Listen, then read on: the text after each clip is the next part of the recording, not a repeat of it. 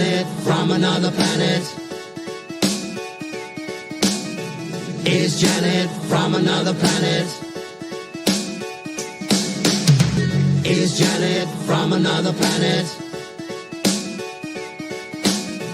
Is Janet from another planet? Is Janet from another planet? Is Janet from another planet? Is Janet from another planet? Is Janet from another planet? Is Janet from another planet?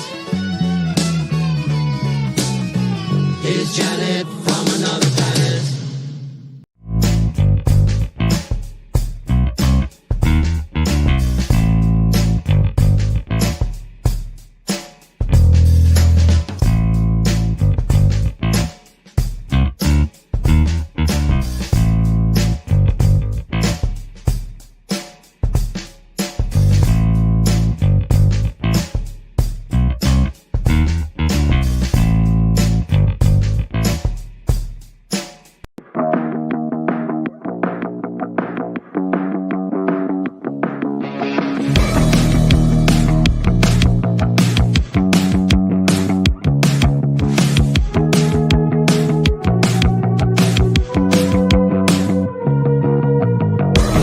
Today's digital landscape with the spread of false information can lead to dangerous outcomes. It's crucial for everyone to think critically and verify sources and reflect on the impact of what they share. Let's promote responsible communication to ensure that truth prevails and actions remain rooted in reality. The opinions you're about to hear on this show are strictly those of the panel. The following program is rated TV MA LSV. It contains strong language, sexual situations, and violence. It is intended only for mature audiences.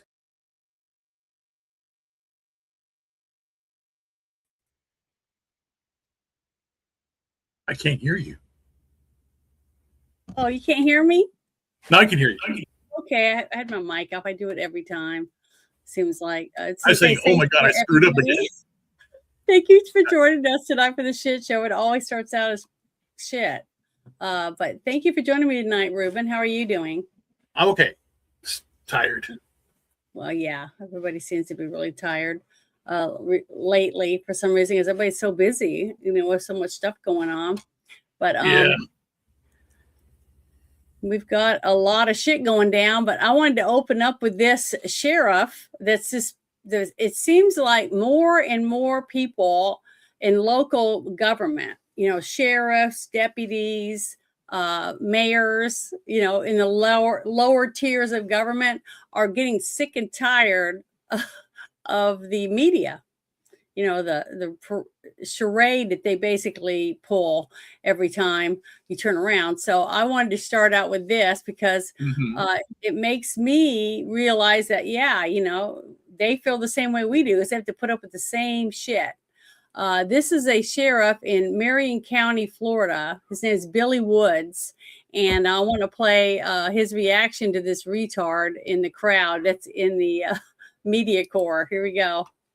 Let me start it over again. For the Attorney General and Colonel Howes, we're able to ask a couple off-topic questions, specifically about the wrongful arrest of Lindsay Isaacs in Volusia County. I understand that she and her criminal attorney met with your office, Mr. Uckmeyer, just a couple days ago. How did that meeting go? And do you think that Lindsay Isaacs deserves an apology? And what's the status of those two FHP troopers that are named in the civil lawsuit?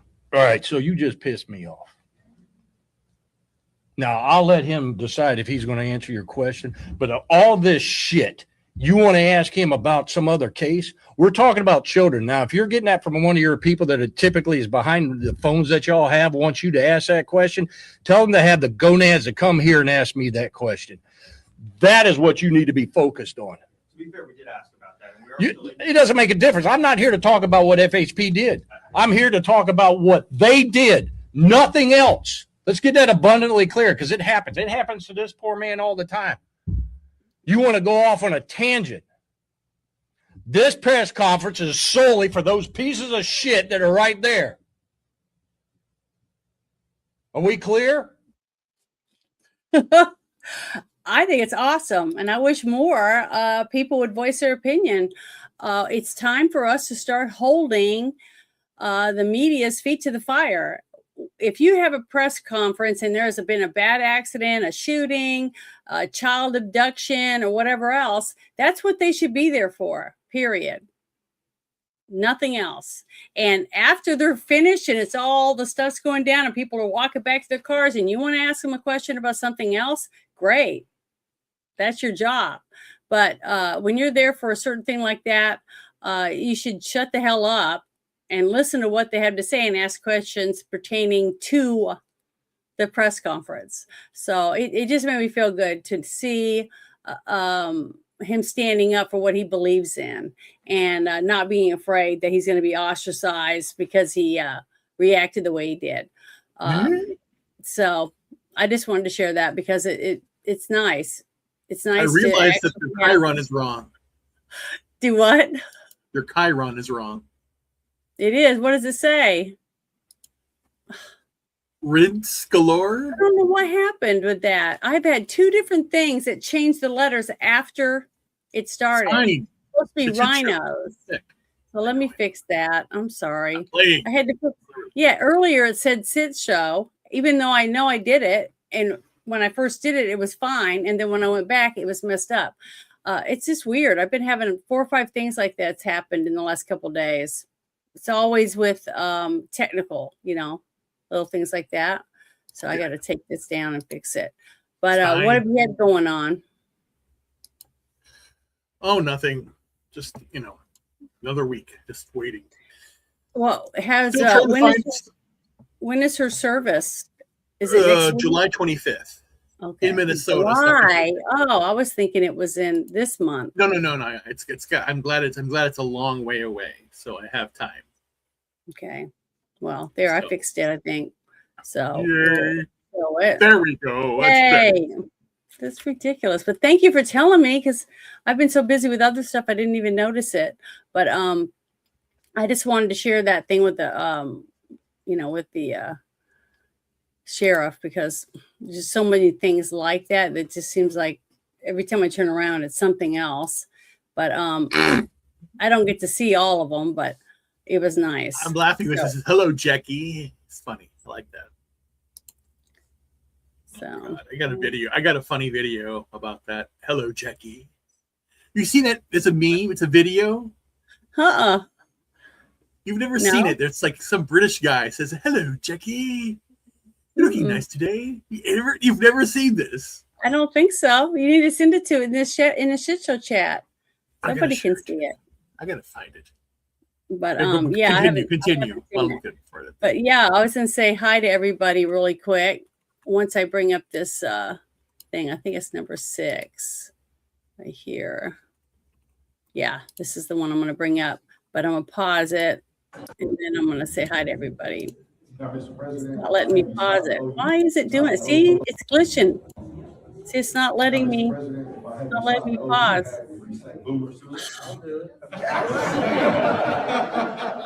Okay, I'll just let it play and then I'll finish it.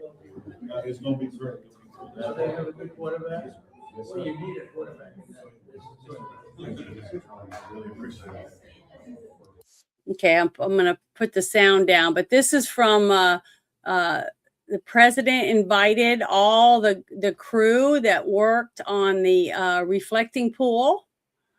He invited them to the Oval Office and he handed out presidential coins and signed hats for everyone.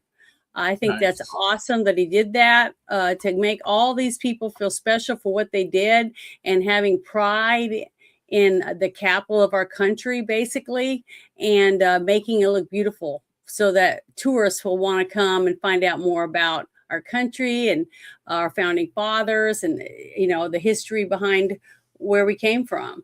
And I just think that's wonderful. But for whatever reason, it would not let me pause it. It wouldn't let me, I don't know. Hopefully the whole show isn't going to be like that. But I wanted to say hi to everybody that's in the chat. So go all the way up and see. Okay, yeah, Jackie was in here. She said, good luck. Thank you very much. I appreciate it. I don't know if she's still here now because I know she works. But hi, Shadow. Thank you for stopping in. Really appreciate it. I said that earlier in the chat, but hello, Screaming Raven. Appreciate you being here. And let's see, there's Baby Girl. She's in here a lot too. I don't see her every time. I try to, but yeah, I know. I thank you for telling me I was muted, but it takes me forever to do anything. Yeah, you're shocked about the media. They're ridiculous. It's like, they just don't care about anybody. They just care about, whatever it is that they're there for. And why would he go to that press conference to ask a question about a totally different, thing? To me, I guess I just don't know enough about that stuff, but I think it's funny. But yeah, it's ridiculous. It is a shit show, but life is basically a shit show. It seems like lately for all of us. I know. I saw when I said hello, Jackie. I put it in the private chat.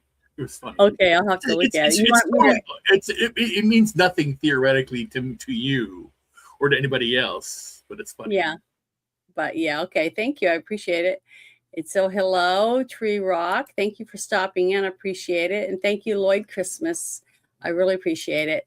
I appreciate all of you guys. So without you, wouldn't have anybody in the chat. It would be kind of boring, wouldn't it?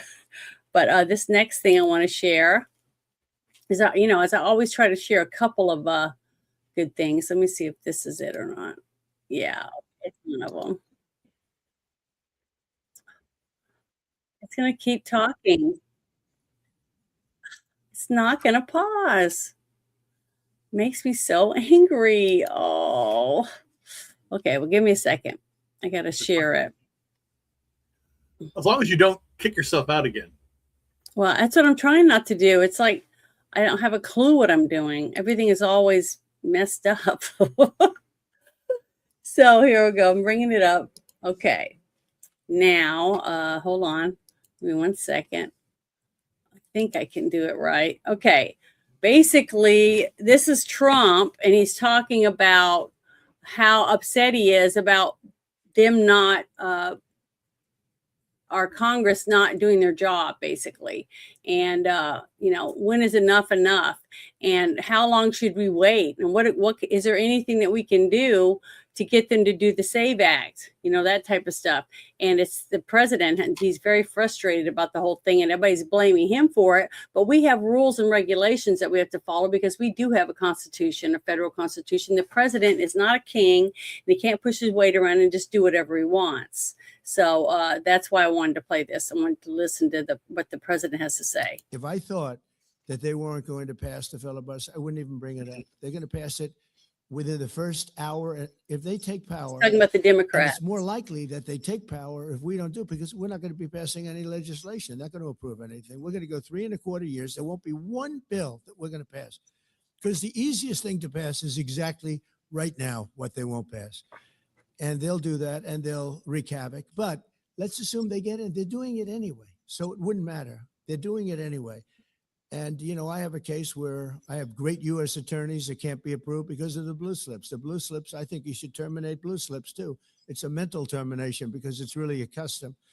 But if you have a Democrat senator or two is bad, but it doesn't make any difference. If you have one senator writes a negative letter on some great U.S. attorney, we had it in Manhattan, Southern District, Jay Clayton, one of the most respected lawyers in the whole country, by far, one of the most respected.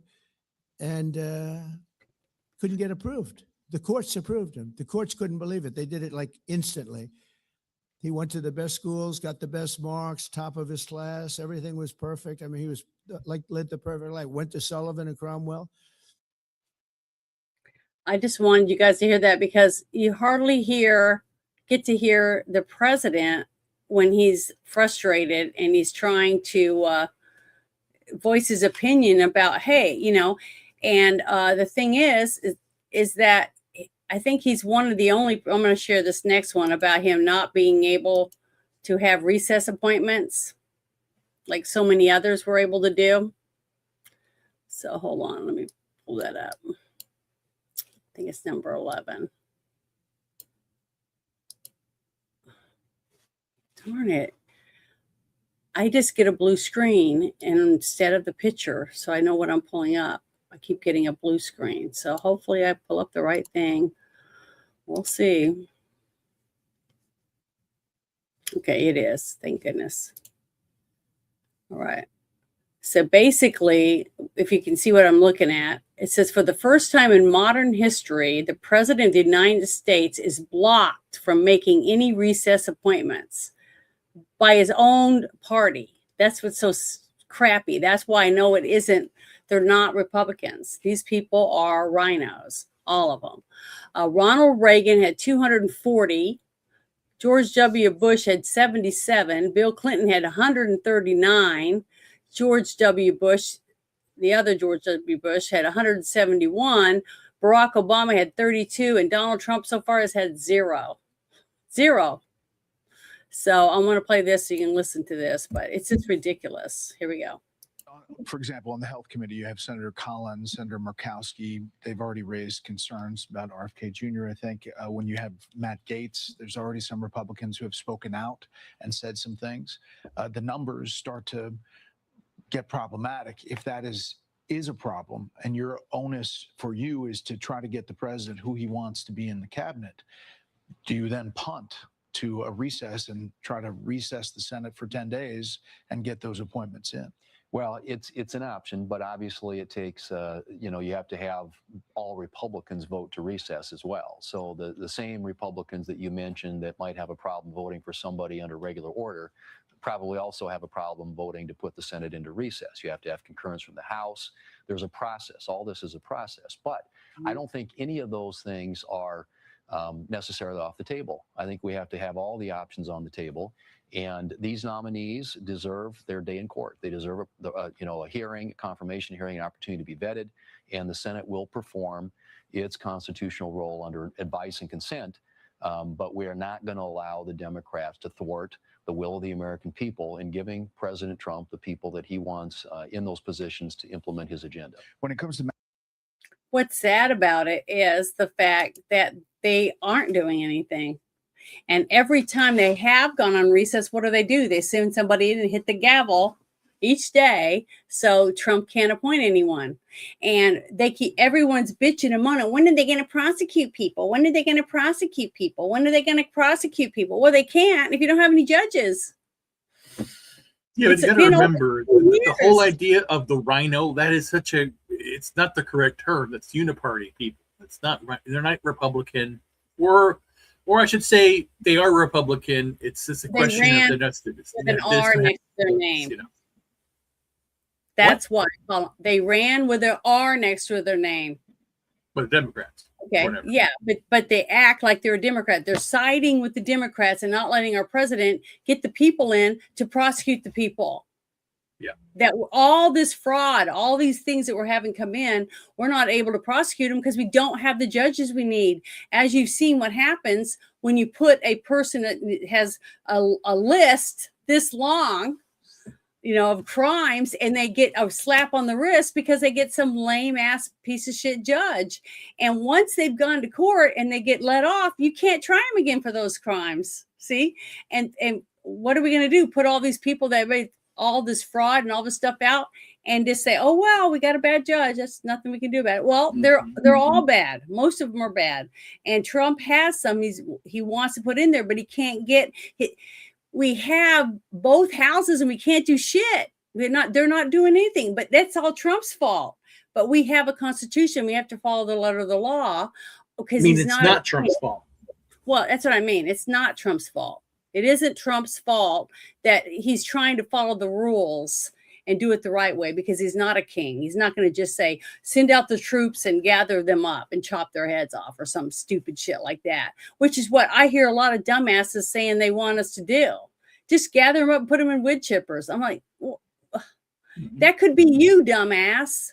If the other people are in office, they could go to your house and grab you and put you in a wood chipper. That's how stupid you sound when you say stuff like that. Even if you say that you're for Trump and you want this, that, and the other, It doesn't matter. You gotta follow the rules. The thing is, why we can't get these people to do their jobs? It's driving me nuts. And most people call them RINOs because they ran as a Republican. That's why. And when they run as a Republican, but they act like they're independent or a libertarian or a Democrat, they're a RINO. They're someone who is not. They pretend to be something they weren't to get into office. They rode on Trump's coattails saying that they're America first, but since they've been in there, they haven't done shit. Mm-hmm. Okay, and that's what I was trying to, bring up, because I think it's ridiculous. But I'm doing most of that stuff to do with Thune first, because all of it, kind of goes together. But here's the next one that I want to pull up real quick with him. I'm pretty sure this is the right one because I can't see what it is. For some reason, the screen goes blue. It goes blue. There's no, this isn't it either. Damn it. This is the wrong one. So let me take that one down. There's a little screen that pops up. It's supposed to show you what you can pull up. But every time I pull it up, it's just a blue screen. There's nothing there. That's weird. So I tried to keep it in order and look at the number, but I might have 2 9s, 20, 5 9s. And if they're all 9s, because they're from the same area that I grabbed these other ones from, it's just ridiculous. I'm sorry, you guys. I wish I had a producer or something, or if I was, making money, I could hire someone. But I don't have that. So just give me 1 second. Let me find this other one. I thought I had them all in order, but they're not working. Maybe this one's it. Hold on. I gotta have it with me. Shocking portrayal. There it is. Maybe. Yeah, here it is. I think I got the right one this time. Sorry, you guys. Okay. So this is another one. It says Tim Burchett just grilled Senate Leader John Thune on why has the bill to stop the U.S. taxpayer dollars from funding the Taliban been sitting for nearly 11 months with zero action.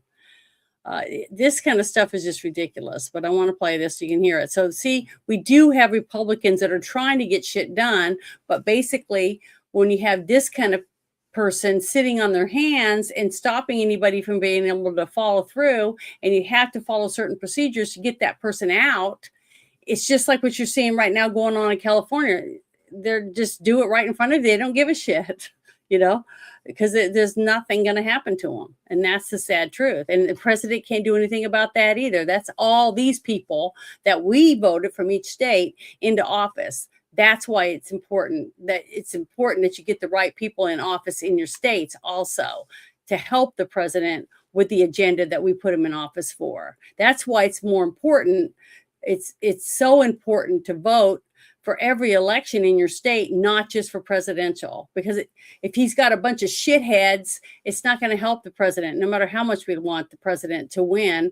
And he can't do it all with executive orders, because as soon as the next person gets in, all they do is get rid of the executive orders. We need them to put it in permanently on a lot of these things, and we can't without these people doing their job. Here we go. Leader Thune, the House passed Tim Burchett's bill to defund the Taliban. I think it was 11 months ago. Every week that goes by, they get another $40 million. When can the American people expect to see a vote on this, and do you expect it to pass? I don't know when. We don't have that currently on the schedule here. And you said it's passed in the House? Yes. Okay. I have not seen it. If it's come over from the House, that's not something that we consider putting on the floor at this point. Leader Thune, the House passed. See, he says he hasn't even seen it. It's been 11 months since they passed it. It's ridiculous. I mean, how are we supposed to get anything achieved when we don't even have someone in office that's in this position that even knows what the hell's going on behind the scenes? He either has some really bad aides. He just doesn't give a shit. He's not spending enough time there to make sure he's finding what he needs? I don't know. I don't know what the answers are, but you have some reporters that are there asking legitimate questions. She's from Lindell TV, and he probably won't take any more questions from her in the future because she made him look like a dumbass, basically. And she knows more about his job than he does about his own job. So it's pretty sad and pathetic, but that's basically where we're at when it comes to these people passing things and getting things done. The president can only send it to them and recommend that they do stuff. If they don't do anything, then nothing's going to happen. And he can't sign it unless they pass it, So, basically we're just stuck with in limbo until we can get them off their ass to get some stuff to his desk, because he can't do everything by an executive order. He just can't. It's impossible. That's not how our country was set up to be run. And, it's just sad because I hear people say, he thinks he's the king. And I'm like, well, what choice does he have right now? He doesn't have a choice. But I wanted to bring this up because a lot of people are talking about how Trump's heads up the Jews' ass and all this shit constantly. I hear stupid shit like that.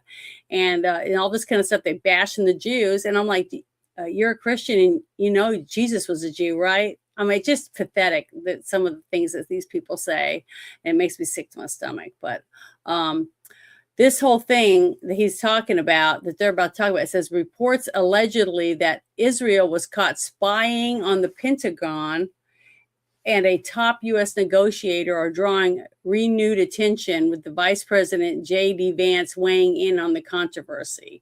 So unless you happen to be wherever when it comes on, you're going to miss a lot of this stuff. You're not even going to know that this was even talked about because a lot of people just all they see is this little blip that shows Trump,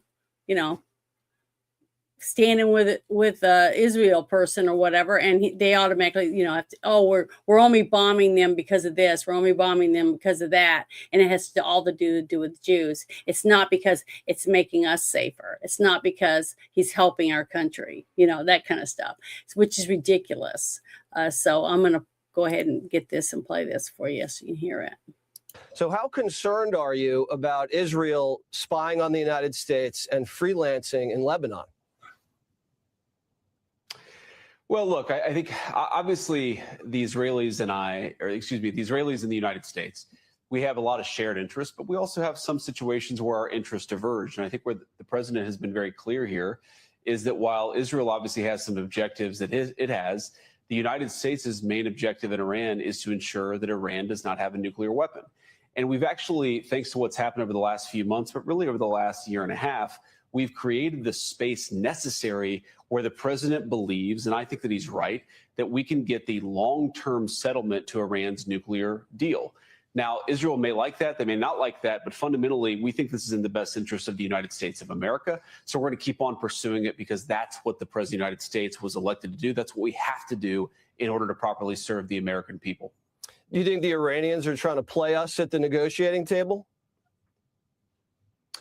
Well, I think, Jesse, everybody's always trying to play everybody. I think the president's attitude on this is we have to verify, of course. One of the most important things to whether this ultimate settlement is a success is not what the Iranians write on the paper, but whether they actually comply with some of the requirements of the settlement that we come up to. I think it's very important, and this is one of the big differences. You always hear people talk about the Obama deal and what went wrong with it. The number one thing that went wrong with the Obama deal, Jesse, is that there was not a proper inspections regime to ensure that the Iranians could never build a nuclear weapon. And that's one of the big differences between what happened then and what the president of the United States would get to, assuming we're ultimately able to make a deal. So I don't assume that anybody's acting in good faith. Obviously, we've been very involved in these negotiations, Jesse. we're going to take the attitude of accomplish the president's mission, but verify over the long term that the Iranians are keeping their end of the bargain. It's a tall order, but it's one that the president has put us in a good position to achieve, because let's be honest, Jesse, the Iranians don't want this war to continue. It's not in their best interest. And I think they're coming to the table, putting some real things on the table. We're, of course, going to verify it. But if we get to this deal, it's going to be a home run win for the American people. Yeah, I think I 100% agree with him. During all the other rigmarole that I remember from different administrations, every time we would send some inspectors in and different things like that, and they would turn them away, and they would say, well, we're gonna, dad, you better listen to us. We gotta, they never did anything. They never put their foot down. They never forced our hand to get them to get rid of the uranium and all the different things. And if you listen to his Trump's live speech today that he gave, and I think I have some updates on what he was saying here in a little bit. He was talking about how with all the drones and the missiles and everything that they've been shooting, that they've gotten a bunch of stuff from China and everything they need to make more from China, and that he feels that they were building up all these missiles. When you start counting all the stuff that they've been able to find and then try to take out by blowing up different buildings in different areas, knowing where they have a bunch of weapons, because they can see it apparently and know where it is, and they have bomb sniffers or uranium sniffers, different things to detect different chemicals and stuff that are used in weapons, that they were hoarding a bunch of stuff because they were going to go to war with someone, or they were going to attack their other countries around them. That's what Trump says he thinks was one of the things that they were wanting to do. And as far as I know, I think they've come to the table and signed some documents, because at the end of the show, I'm going to show a list of the things that from the documents they signed, saying they're going to comply with everything that Trump has been saying. And it's a whole list showing of all the different things that they are going to give up. So I'm going to share that. So I got to pull that up. So just give me 1 second so you can see it. I think it's, no, that's not it. That's the one I pulled up earlier, and now it's moved. Okay. I think it's these two. I'm going to try this one. I think this is the one. Yeah. Okay. These are the two that have to do with what he just did. I'm sorry about if you guys can hear my dog barking in the background. I don't know what she's barking at, but my daughter's not here. So there's nothing I can do about it. And I can't put her outside by herself. She's a little white Bouchon, and she'll just get eaten by a coyote or something, or a bear or whatever. So I can't put her outside. So I'm sorry if you hear the dog barking, but normally she doesn't do that because she has somebody in there with her. But it says here, President Trump says Iran war is settled. Signing may take peace in Europe to make it official. And then it says, the big day. I know you'll never be satisfied, but this is okay. It doesn't bother me at all, basically. But I'm going to play this, what Trump is saying with these people around him. So here we go. I know you'll never be satisfied, but that's okay. That doesn't bother me at all. We just made a great settlement of the war with Iran, and we're going to be subject to finalization of documents, which should get done over the next few days. Probably have a signing maybe in Europe, and it's a great thing. Stock market's up 1,000 points. That means they like the deal. See, that means if the market goes down, that means they don't like the deal. But it's been up. Oil's dropped. Oil will start coming down to, I think, even lower than it was before. I said I was in Iowa. It was $1.85 a gallon a day. Okay, so he's talking about how they just signed something with Iran, and he says that they're pretty much getting to get to where he wanted it to be, to when he started the whole thing. So I'm going to share the next thing, which shows what they supposedly agreed to from the stuff that I could find after they supposedly signed the documents together. Okay, this is what I found right here. It says Iran just published the exact list of terms they will accept to end the war, not vague signals. We're open to talks, named commitments, specific numbers, point by point. It says nuclear. Iran commits to never acquire a nuclear weapon. It says downbending of highly enriched uranium under UN inspectors, which I don't like that. That's what happened last time, remember? Full reaffirmation of non-proliferation treaty obligations. And then it says blockade. U.S. removes naval blockade within 30 days, as long as they're complying and they don't do anything to break that. And it says U.S. withdraws forces positioned around Iran. U.S. commits to non-interference in Iran's internal affairs. The straits reopen within 30 days with no tolls. Immediate permanent ceasefire on all fronts, including Lebanon. 24 billion in frozen assets released during the 60-day negotiation window. Sanctions on oil and petrochemicals suspended with full revenue access. Reconstruction. It says U.S. and allies submit plans worth at least 300 billion. I guess for them to rebuild because they pretty much lost a lot of shit. Iran's missile program excluded from negotiations entirely, which means they're not allowed to do any, I guess that's what that means. Support for resistance groups off the table for proxies. And a final agreement requires UN Security Council resolution.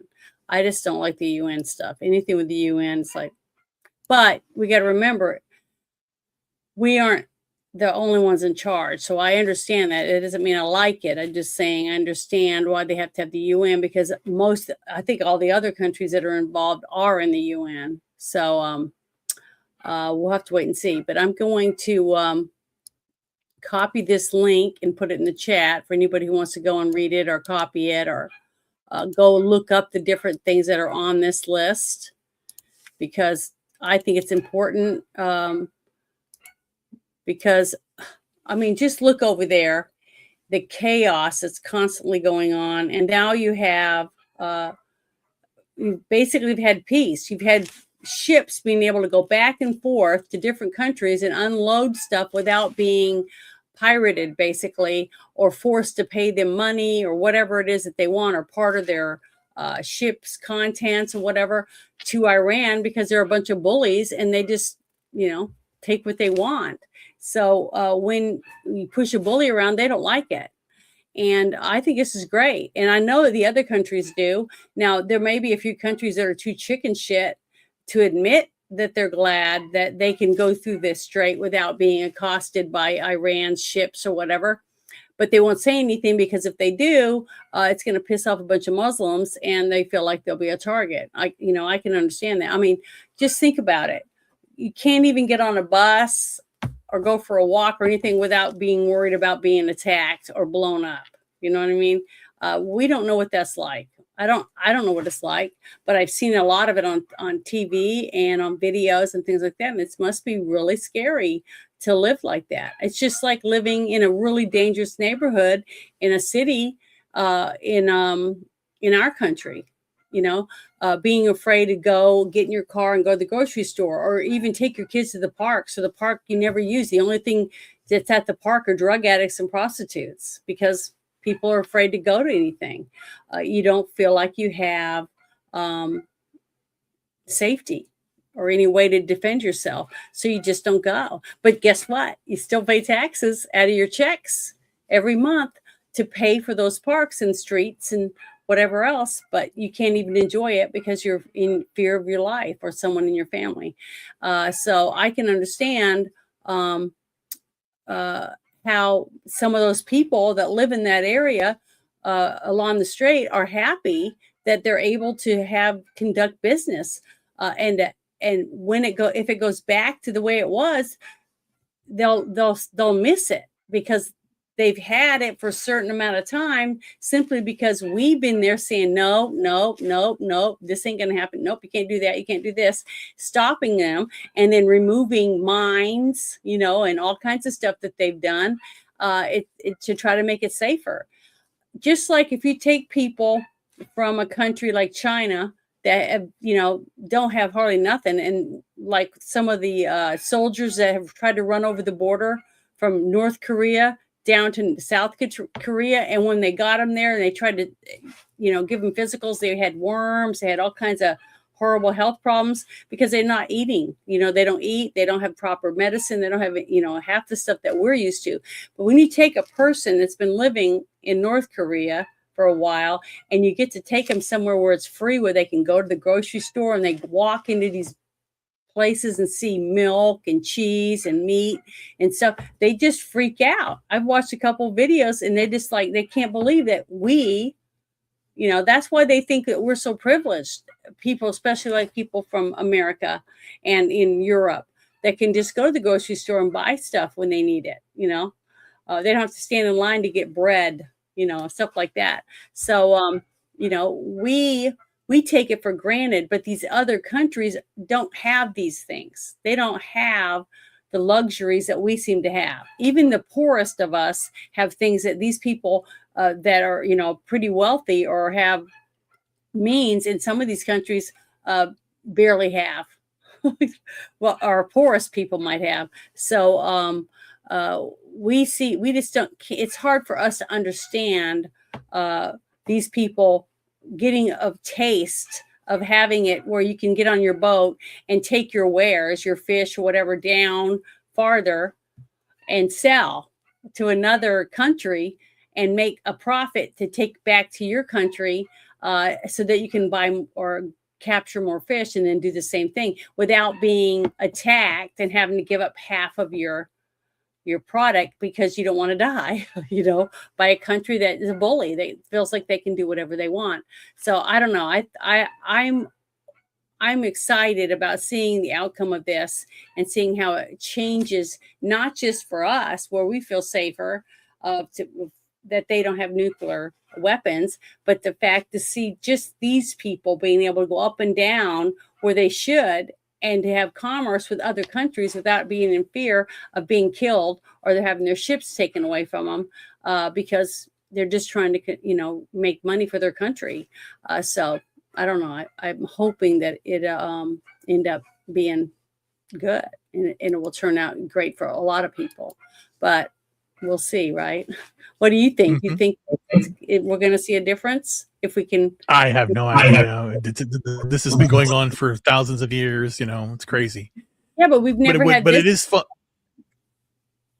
What? We've never had this happen. Well, you never know. Stopped them from being able to harass people and remove bombs and stop them from being able to loot ships and, have somebody intervene and stop a country from being able to do that. Right. But again, there's so many players in this, you never know what's going to happen. Yeah. So I'm hoping, I'm still trying to be, have some hopium or whatever you want to call it, because people think, I'm such a, have nothing but bad news all the time. But this was something I thought was interesting. So let me do it. I don't know if very many of you know who, somebody posted, when's the last time you heard Mike Johnson talk like this? So they're making fun of him. Mike Johnson, when it said Brandon Gill is a rising star in the future of this party. So I don't know, but I think he's pretty good. I've compared him to him and certain other characters, making him look like characters in the Superman movie or something. But here we go. I'll let you hear what he has to say on this. For 4 years, Democrats in the House and President Biden inundated relentlessly our communities with over 15 million illegal aliens who are murdering, raping, torturing, and pillaging our people. And they did it as part of a cynical ploy to structurally rig our elections by importing a new electorate, millions of people that they believed would be future Democrat voters in perpetuity. We have got to end this, and President Trump is ending it right now. And we cannot allow Democrats to unleash the same kind of hell on our people that they did over the past 4 years. We've got to codify President Trump's border protection policies into law. I've got a Remain in Mexico bill that does just that. In his first term, President Trump's Remain in Mexico Act reduced border apprehensions by 70%. It was one of his most effective policies. We've got over 100 co-sponsors on this bill, including 2 Democrats, by the way, who have found religion suddenly. We've got to get this signed into law. We've got to get it to the House floor to support our president and to support the American people. So we do have people trying to do stuff. They're pushing things. They're getting they're talking to other people. They're getting other people to read it and say, hey, this is a good thing. Will you help us get this passed? But if we can't get it sent to the next place where it needs to go and get the people to vote on it so they can go to the president's desk, it's all for naught. We're not getting things done because we have a few people dragging their feet, just walking around going, oh, I don't want to do this. I can't, for whatever reason, and we won't know what the reason is because they don't tell us anything. We just have to sit around and listen to everybody bitch and moan how it's all Trump's fault. It's all Trump's fault. Trump, Trump, Trump, Trump. Orange man bad, whatever the shit. I just think it's ridiculous because these people don't understand how our government works. And it's sad because apparently, they're not teaching it in school or something. I don't know. It's not, the president isn't a king. He doesn't just sit there and write anything down and all of a sudden it's a law and you have to do it. You can be arrested for it. That's why we're one of the strongest countries in the world and one of the youngest ones, simply because we have a constitution. And because a bunch of people came together and said that we don't want to be run like it was when we were under a monarchy, and we want the freedom of the people. And they did a damn good job. We just got to have people in office that follow what they say when they run for office. They're going to do it and follow through with it. But until we force them as the people, because we are the ones that have the right, we are the militia. If you think about it, we're the ones with all the guns.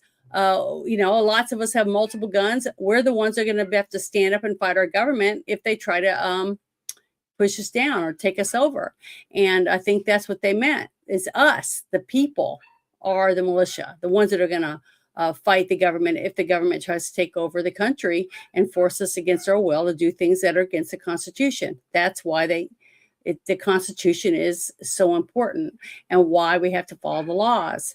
And it just sucks because you do get people in there and they sit on the fence and they taunt both sides saying, well, to see what they can get. And I think that's ridiculous. I think that gifts and stuff like that should not be legal when you're in office. Being able to bribe people to do this, that, and the other by giving them money or whatever it is. And I think that there should be very strict on how much money a person makes while they're in office. And you can hold that against them.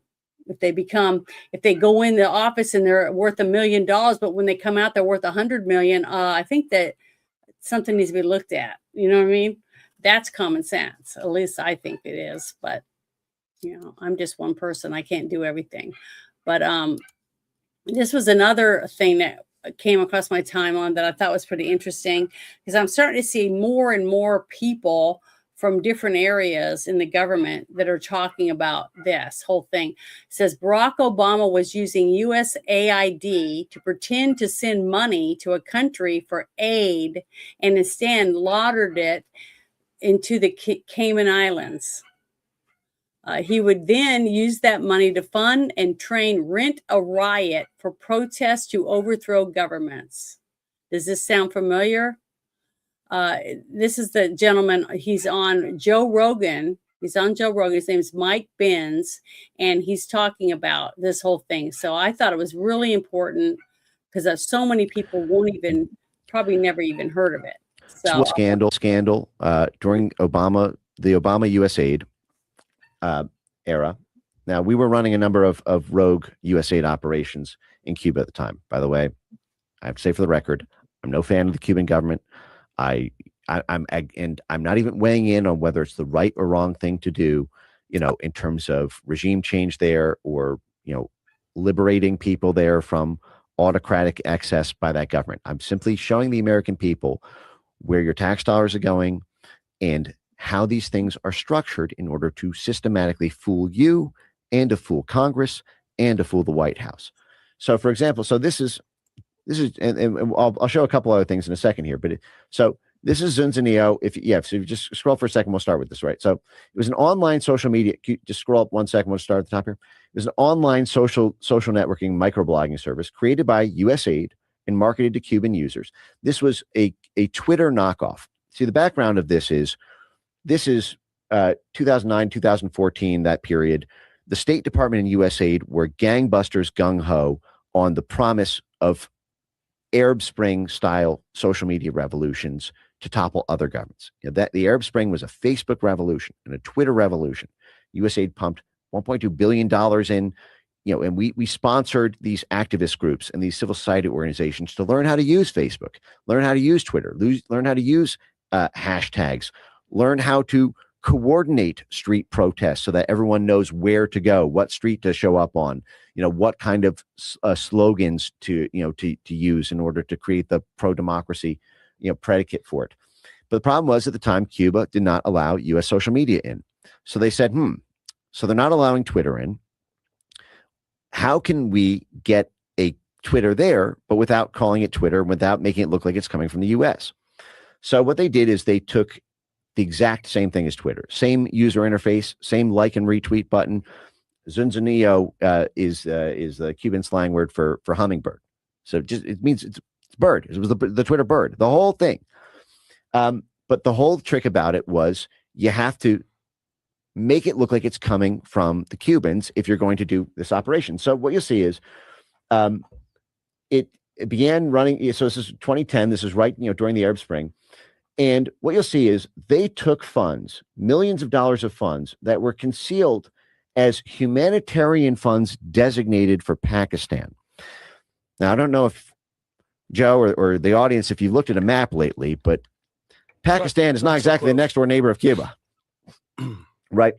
So, and this is the Wikipedia whitewashing, and we can get into the deeper layers of this, but contractors funded by USAID, I should note the main contractor was Creative Associates International, who's a frequent one. It's CAI, not CIA, I promise. So they concealed in the budget from Senate, from Congress, from the White House National Security Council. They said that these were humanitarian funds for Pakistan. And then they ran that to their contractor, CAI, to, quote, set up a Byzantine system of front companies using Cayman Islands bank accounts and recruiting unsuspecting business executives who would not be told of the company's ties to the U.S. government, according to the AP. The private companies like Creative Associates International designed the network. The idea arose after they were given 500,000 stolen Cuban cell phones that were available on the black market. And then what you'll see if you scroll down is okay, the network, dubbed the Cuban Twitter, reached about 60,000 Cuban subscribers. The initiative appears to also have had a surveillance dimension, allowing a, quote, vast database of Cuban Zunzaneo subscribers, including gender, age, and receptiveness and political tendencies to be built, with the Associated Press noting such data could be used in the future for political purposes. By the way, these are all quotes from the internal documents, and we can go through that. The data would then be used for micro-targeting efforts towards anti- and pro-government users in Cuba. The developers aimed to, at first, use non-controversial content, such as sports and music, and hurricane updates, by the way. They used hurricane updates in the internal things. Basically a humanitarian front that if you sign up to this app, you'll know about natural disasters in the area. Meanwhile, what was the plan the whole time? Once they built up enough subscribers, they would begin to introduce political messages through social bots and encourage dissent in this astroturfing. There's a great Guardian write-up on this. If you go to. So I just shared the link for that story in the chat, and it's interesting. And you can, if you take this link and you start looking up more stuff, you can find out more about it. But the thing is that so many people don't even know anything about it. That's what's sad, is the fact that we have news companies that don't share the news. They don't inform you of things because you have a job or you have 3 jobs. Your wife is busy. Maybe she has a job. She's trying to take care of the house. You're trying to take care of your yard. You got all kinds of things going on, and you can't keep up on every detail about things that are important that are going on. So that's why you come home, and when you're having dinner or after dinner, you watch the news to try to get the information about things that are going on in your local communities, in your state, or around the world, or even in the United States, to keep you updated. But when you have a media that doesn't share anything, especially if it's not on their agenda, because they don't want you to know about it, because then you might do something. You might do something to make a change or try to get other people to start making things change. So they just don't want you to know about it. And that's what's scary, is the fact that, like a couple of weeks ago, I shared a video with Ruben. I think Ruben was on the show, about the whistleblower from Google, that Voorhees guy, talking about this thing to keep Google from letting you find out about certain things, and to make sure that you only get the answers that they want you to have. And then I showed the video of the CEO of YouTube, who was quashing all kinds of health things that could, that you could have watched, about vitamin C and different other vitamins that you could take to help you with COVID or after the COVID vaccination, things like that. And she was taking them down. She was taking your videos down. So, she's not the CEO anymore, and I think she passed away. But I tried to share this stuff because I'd never heard of it. If it hadn't been for someone else, because I'm in this community, I wouldn't even have known myself. So how do you find out things if no one's willing to share it, especially the media? Unless you happen to be watching right at the moment it happens to come on TV. And that's sad. It's sad that we're in a situation in this day and age where we have these giant corporations like Google, Amazon, YouTube. YouTube is part of Google. So, but what I mean is that control what data you're able to even get.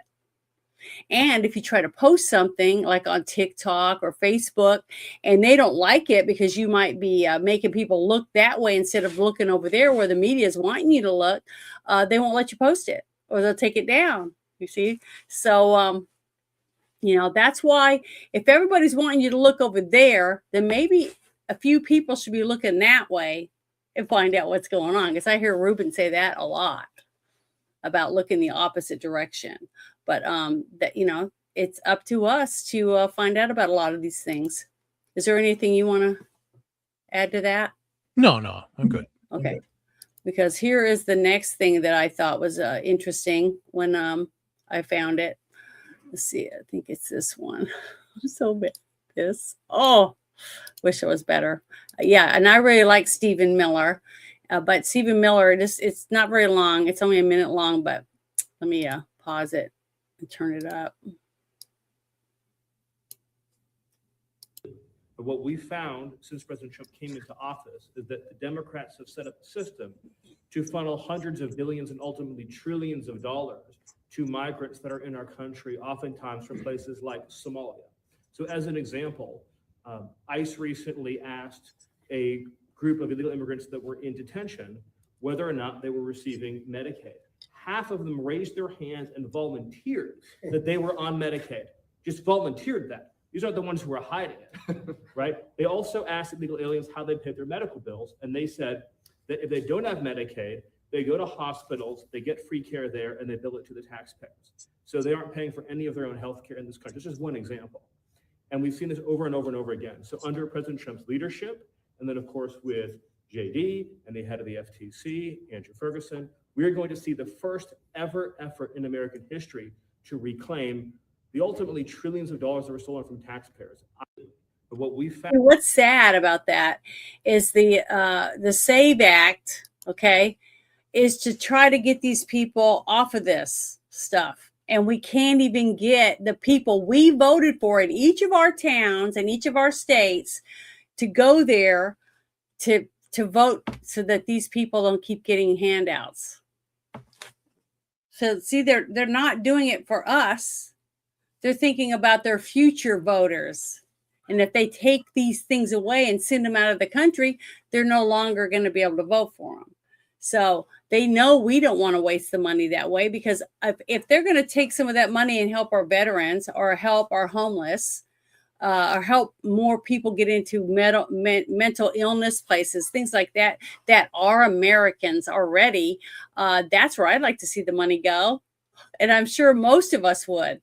But they'd rather see, as we're seeing, by them dragging their feet, not appointing the recess or letting the judges that Trump has, and not letting him have a chance to have recess appointments, because they're not putting them in office. And if you don't have the judges in office, how can you take these people and put them through a federal court to charge them with these crimes when we already know it's packed with liberal judges, as we're seeing these people going through the court like nothing, raping, murdering.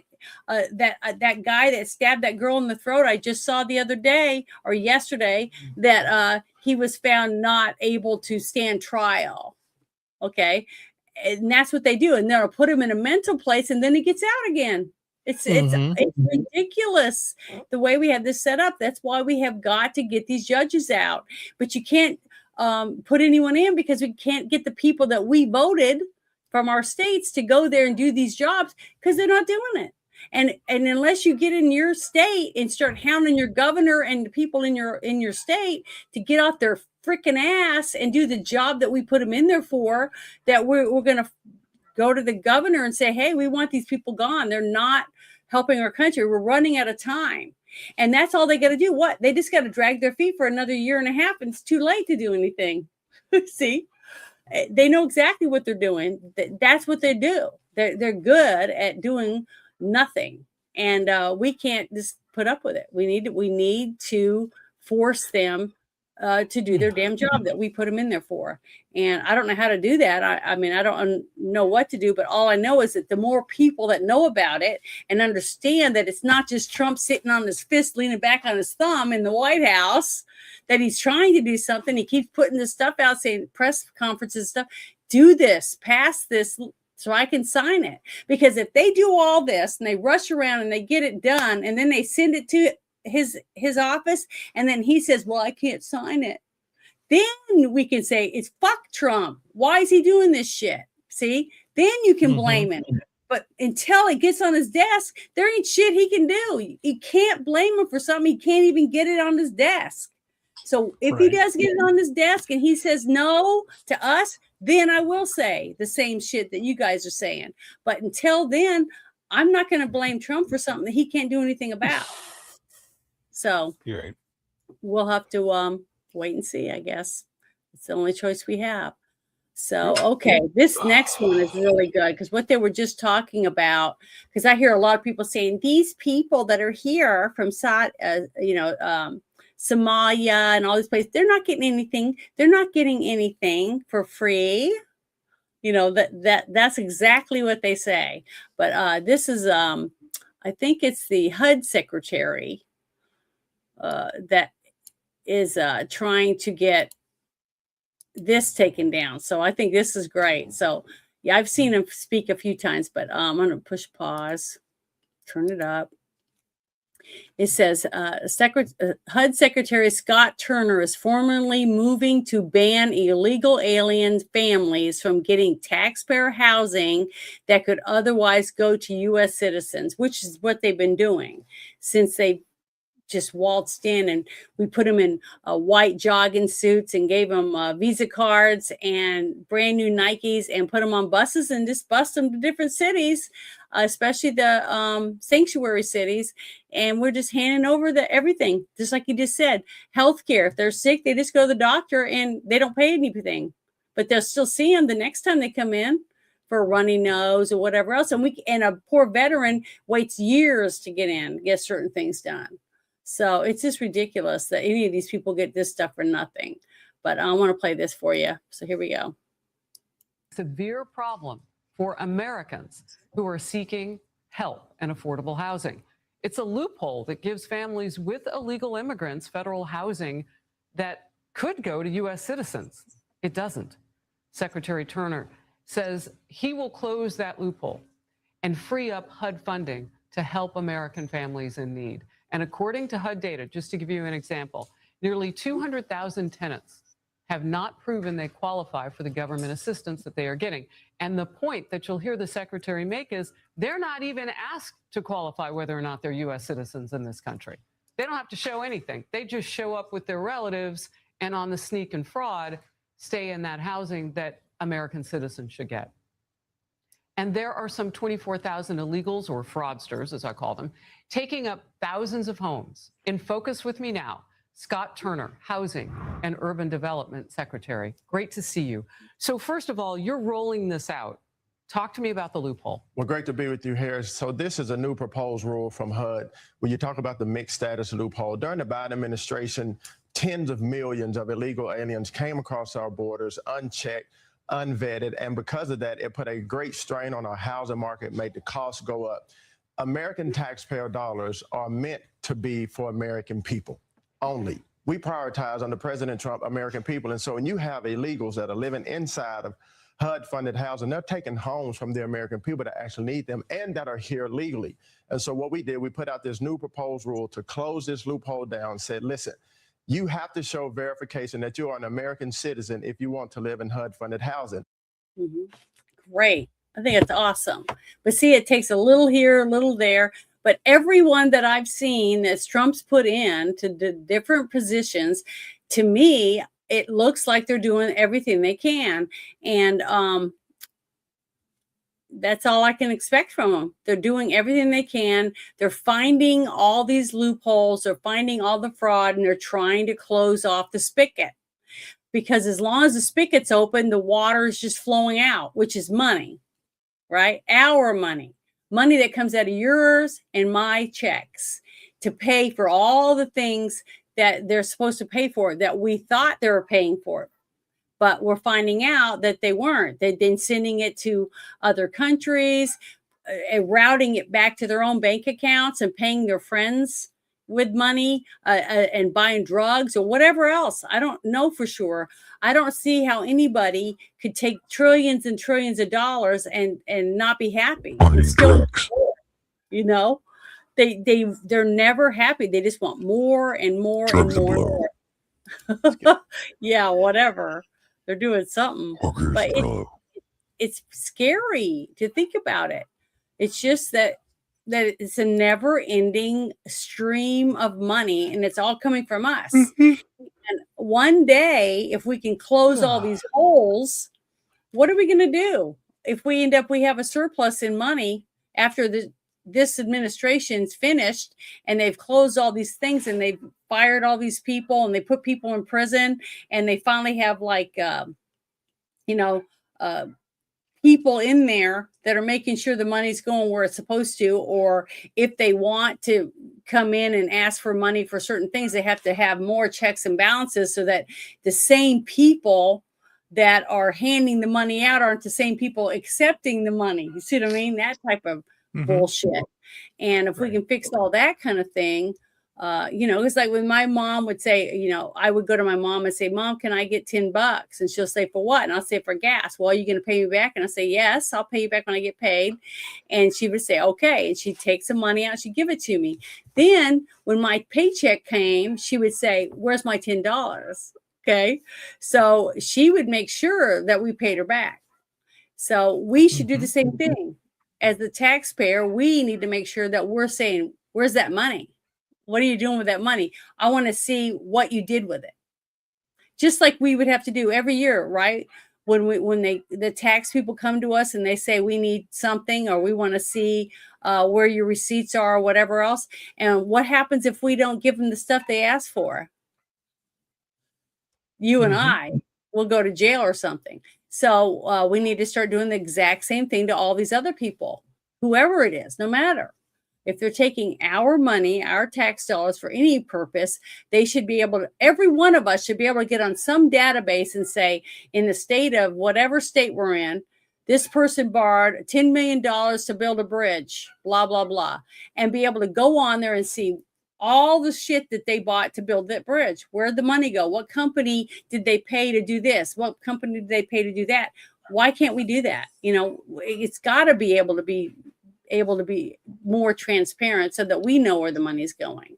So I would love to see it, you know, somehow doing it somehow like that, to where we, the people, can actually see where the money's going. But I don't know if they'll ever come up with something like that. Okay, here's another story that I thought was interesting. It says treason unraveling in real time. So I don't know, but this is what if the uranium Hillary Clinton sold to Russia while she was Secretary of State somehow ended up in Iran's nuclear stockpile right after Obama shipped them plane loads of cash? I don't know, but that's an interesting theory. So I thought you guys might get a kick out of it. So I'm going to play this for you. Here you go. President Trump just got on Air Force One for a quick trip to Arizona for an event that we'll see later on today. He didn't take any questions, but he just told CBS News. He basically explained why it is that he is so confident a deal is about to be closed with the Iranians. He says that they have agreed to let United States, not troops, just somebody from the United States, go in to Iran with some Iranian officials to collect leftover uranium, what he calls the nuclear dust, and then bring it back somewhere to the United States. That has been the key to all of this. The president earlier today disputed a report in Axios that the U.S. might unfreeze $20 billion in Iranian money in exchange for getting them to fork over all this uranium. He says not a dollar will be exchanged in any way. So we will definitely hear more about this once he gets to Arizona, but there's a lot happening, and it is possible that he doesn't want to get ahead of his team who are talking directly to Tehran. President Trump just got on Air Force One for So see, if we can hear it from the reporters, and when he said that there's people saying that the money is going to be let go and they're going to be able to take it and do whatever they want with it, he said no, that Trump is not going to let them have a dime until he knows that they've followed through with things that they said they would do. And I believe Trump would do that. He's a master troll. You know, he's not, when he expects something, he expects it, you know, or you're fired, you know, that type of thing. But I do believe him. I believe that he's not going to just hand over pallets of cash in the middle of the night, that he expects something for it, because it makes him look bad when he doesn't follow through, and he's going to expect them to follow through. So I do feel pretty comfortable about it. What do you think about that? Did you know about that? No. Okay, so, well, I just wanted to share that. I thought that was real good. But this next one is pretty interesting because I've seen Catherine in many shows. She's done tons and tons of in-depth shows going behind the scenes and stuff. Well, she's saying that she's testifying that CBS News locked her out of the building and seized all her files, and says she was working with sources to expose government corruption. Have you heard this story? Yeah, this is old story. It's old. I've never heard of it that I've seen, but I wanted to play this. I wanted to play this because I'd never heard of it, and there must be other people who have never heard of it like me. So I thought it was important. But it's nice to see in a reporter, because I've been bitching about reporters, an actual reporter that actually cares about corruption and is testifying because she feels that what they did was wrong. And that's good. I wish more of them would do this. In February, I was held in contempt of court for refusing to disclose my confidential sources on a national security story. I think my current situation can help put the importance of the Press Act into context. One of our children recently asked me if I would go to jail, if we would lose our house, and if we would lose our family savings to protect my reporting sources. I wanted to answer that in this United States, where we say we value democracy and the role of a vibrant and free press, that it was impossible, but I could not offer that assurance. The Bipartisan Press Act, which came out of this House committee, would put an end to the sort of legal jeopardy that I have experienced firsthand in the federal courts. And without the legislation, more journalists will run the uncertainty of the contempt gauntlet in the future. This legislation will provide protections for every working journalist in the United States, now and for the next generation. The legislation provides strong protections at the federal level for reporters and their sources. It would block litigants and federal government from prying into a reporter's files, except when there's an imminent threat of violence, including terrorism and in defamation cases. At the state level, similar rules are already in place to protect press freedom. It is my sincere hope that the passage of the Press Act will provide similar protections at the federal level. I hope that I am the last journalist who has to spend 2 years in the federal courts fighting to protect my confidential sources. My current situation arises from a Privacy Act lawsuit. I am only a witness in the case. It is not common for these cases to reach the stage of holding a reporter in contempt, but when such cases happen, they have profound consequences, impacting every journalist in the United States. Forcing a reporter to disclose confidential sources would have a crippling effect on investigative journalism, because without reliable assurances of confidentiality, sources will not come forward. The First Amendment provides protections for the press because an informed electorate is at the foundation of our democracy. If confidential sources are not protected, I fear investigative journalism is dead. Each day, I feel the weight of that responsibility. As you know, I was held in contempt of court for upholding the basic journalistic principle of maintaining the pledge of confidentiality to my sources. I have complete respect for the federal court and the judicial process, and I'm not here to litigate the case. It will play out before the appellate court in Washington, D.C. But the fact that I have been fighting in the courts for 2 years and that I am now facing potentially crippling fines of $800 a day to protect my reporting sources underscores the vital importance of the Press Act. When you go through major life events, as I have in recent weeks, losing your job, losing your company health insurance, having your reporting files seized by your former employer, and being held in contempt of court gives you clarity. The First Amendment, the protection of confidential sources, and a free press are my guiding principles. They are my North Star.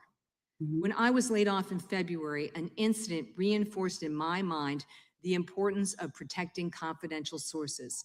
CBS News locked me out of the building and seized hundreds of pages of my reporting files, including confidential source information. Multiple sources said they were concerned that by working with me to expose government corruption and misconduct, they would be identified and exposed. I pushed back, and with the public support of my union, SAG-AFTRA, the records were returned.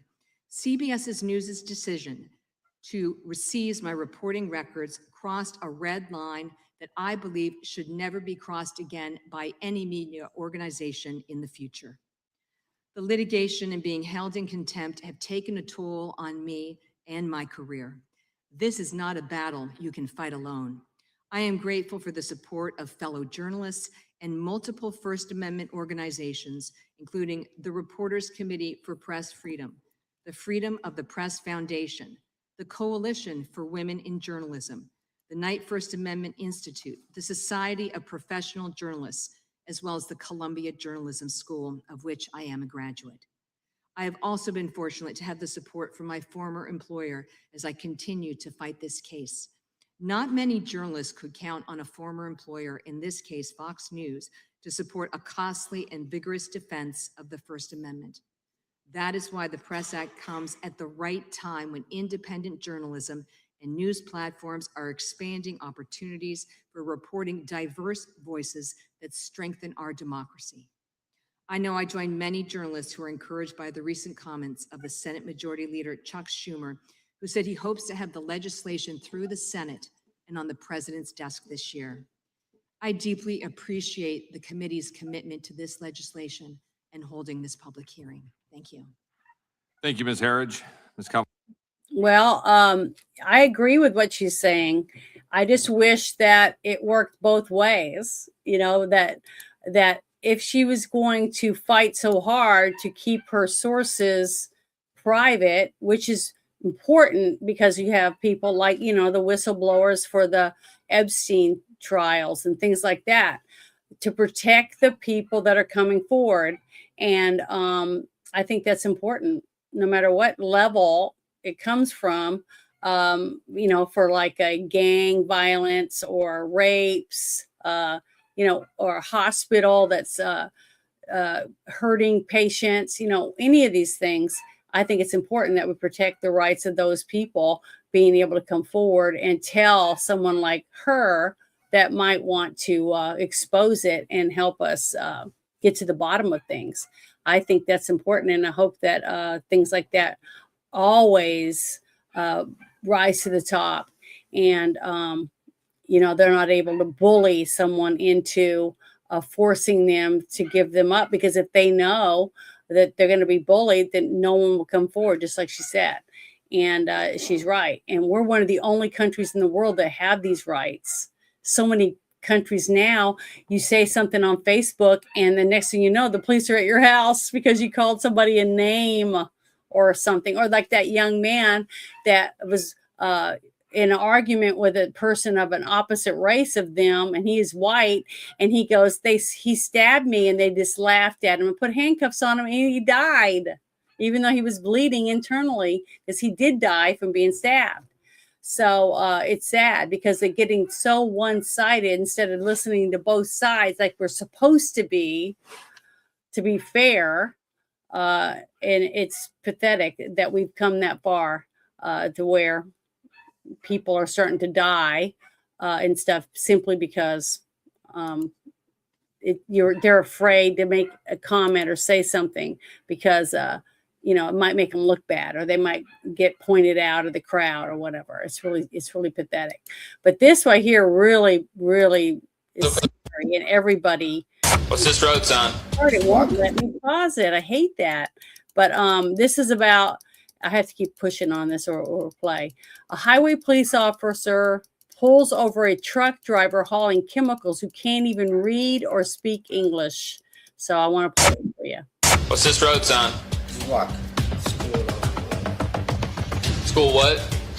Here's a citation for not being able to answer road signs, okay? It's for a non-English speaking driver, and it is out of service. You're not able to drive that vehicle. Hello, I'm Officer Lewis. Highway Police pulling you in for a safety inspection. Are you by yourself? There's nobody else with you? No. Okay, all right, let's get your ELD. Transfer your logs. Your ELD. All right, go ahead and gather up your truck paperwork, your trailer registration, and your bills for the load. Okay, is that all your truck paperwork? Yeah. Okay, all right, bring that with you, okay? Yep. Is your trailer in here? Trailer registration? Is in there? Everything. Okay, all right. Want me to do it? Yeah, let me get some numbers real quick off the truck, and then we'll go inside.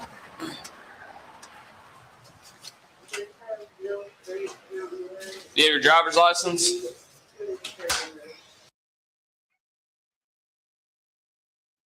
Where did you start?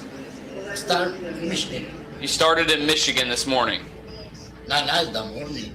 Okay, where did you start this morning? Oh. Stopping called Love. Okay. Diesel. What's the commodity? Inside the Yeah, what's inside the trailer? It's chemical. Chemicals? What kind of chemicals? I don't know. Okay. Have you ever had a DOT inspection before? This is my first trip about this company. So this is your first trip with this company? Okay. How long have you been with this company? Like how many days? So you've been with the company for 2 days? Okay. How long have you lived in Michigan? Me? Yeah. 12 years. How many hours have you been driving since you woke up? You said 8, 9, but on here it's 3. 1, 2, 3. What day did you pick up your load? About what time? I don't know exactly. You don't know what time you picked it up? Because I'm not showing you were even in Michigan yesterday. What's this road sign? No. No turn. No turn what? Some street, no turn this way. Okay. What's this road sign? Just walk. School. School what? Some people walking. People walking? Here's a citation for not being able to answer road signs, okay? It's for a non-English speaking driver, and that is out of service. You're not able to drive that vehicle. Pretty scary about it. The fact that somebody can be driving a truck on our streets and live in our country for 12 years, but he still can't read and he can barely speak English because they don't come here to integrate. They come here to do whatever they want, and they don't make any effort to have to fit in because they're given whatever they need. But you have to remember something too. The people that the trucking company who hired them pays them less than somebody who is competent too. So they're trying to save money. Mm-hmm. Yeah, I know. And that company should be in trouble for hiring them, knowing that these people can't do the job safely, and putting you and me. They don't care. It's a money thing. Is danger.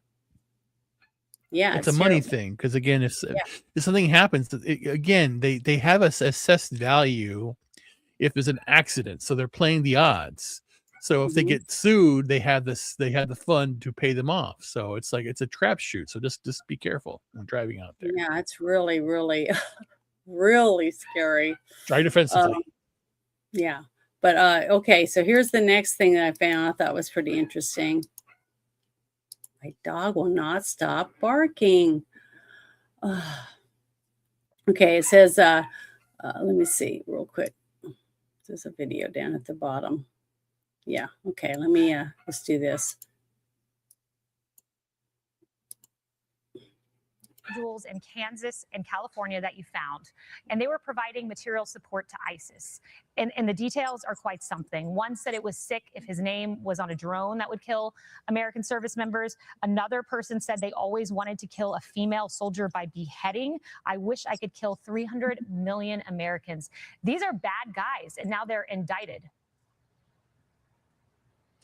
Yes, this is a very disturbing case. You have young men, they're in their 20s, completely indoctrinated by terrorism and by terrorists, and actually spending money to actually follow through on these attacks. Like you just said, one wanted their name written on a drone to kill Americans. One fantasized about killing a female soldier by beheading her. And look, another great example of hardworking FBI agents and our federal prosecutors in California and Kansas and working together. And I'm glad we were able to interject here and stop these men. But it's a good reminder to the Americans that this fight is not over. There are still a lot of people that want to inject harm into this country and our citizens. No doubt about it. And bringing it domestic. Yeah, this I'm copying right now to paste this in the chat. It says the FBI bust ISIS. It won't let me put it in YouTube, so I'm sorry, you guys, I can't do it. It won't let me. It says FBI bust ISIS terror cell on American soil. 3 U.S. citizens plotted RPG and drone attacks on our troops. Now, maybe to just let me share just the link, not the what it says.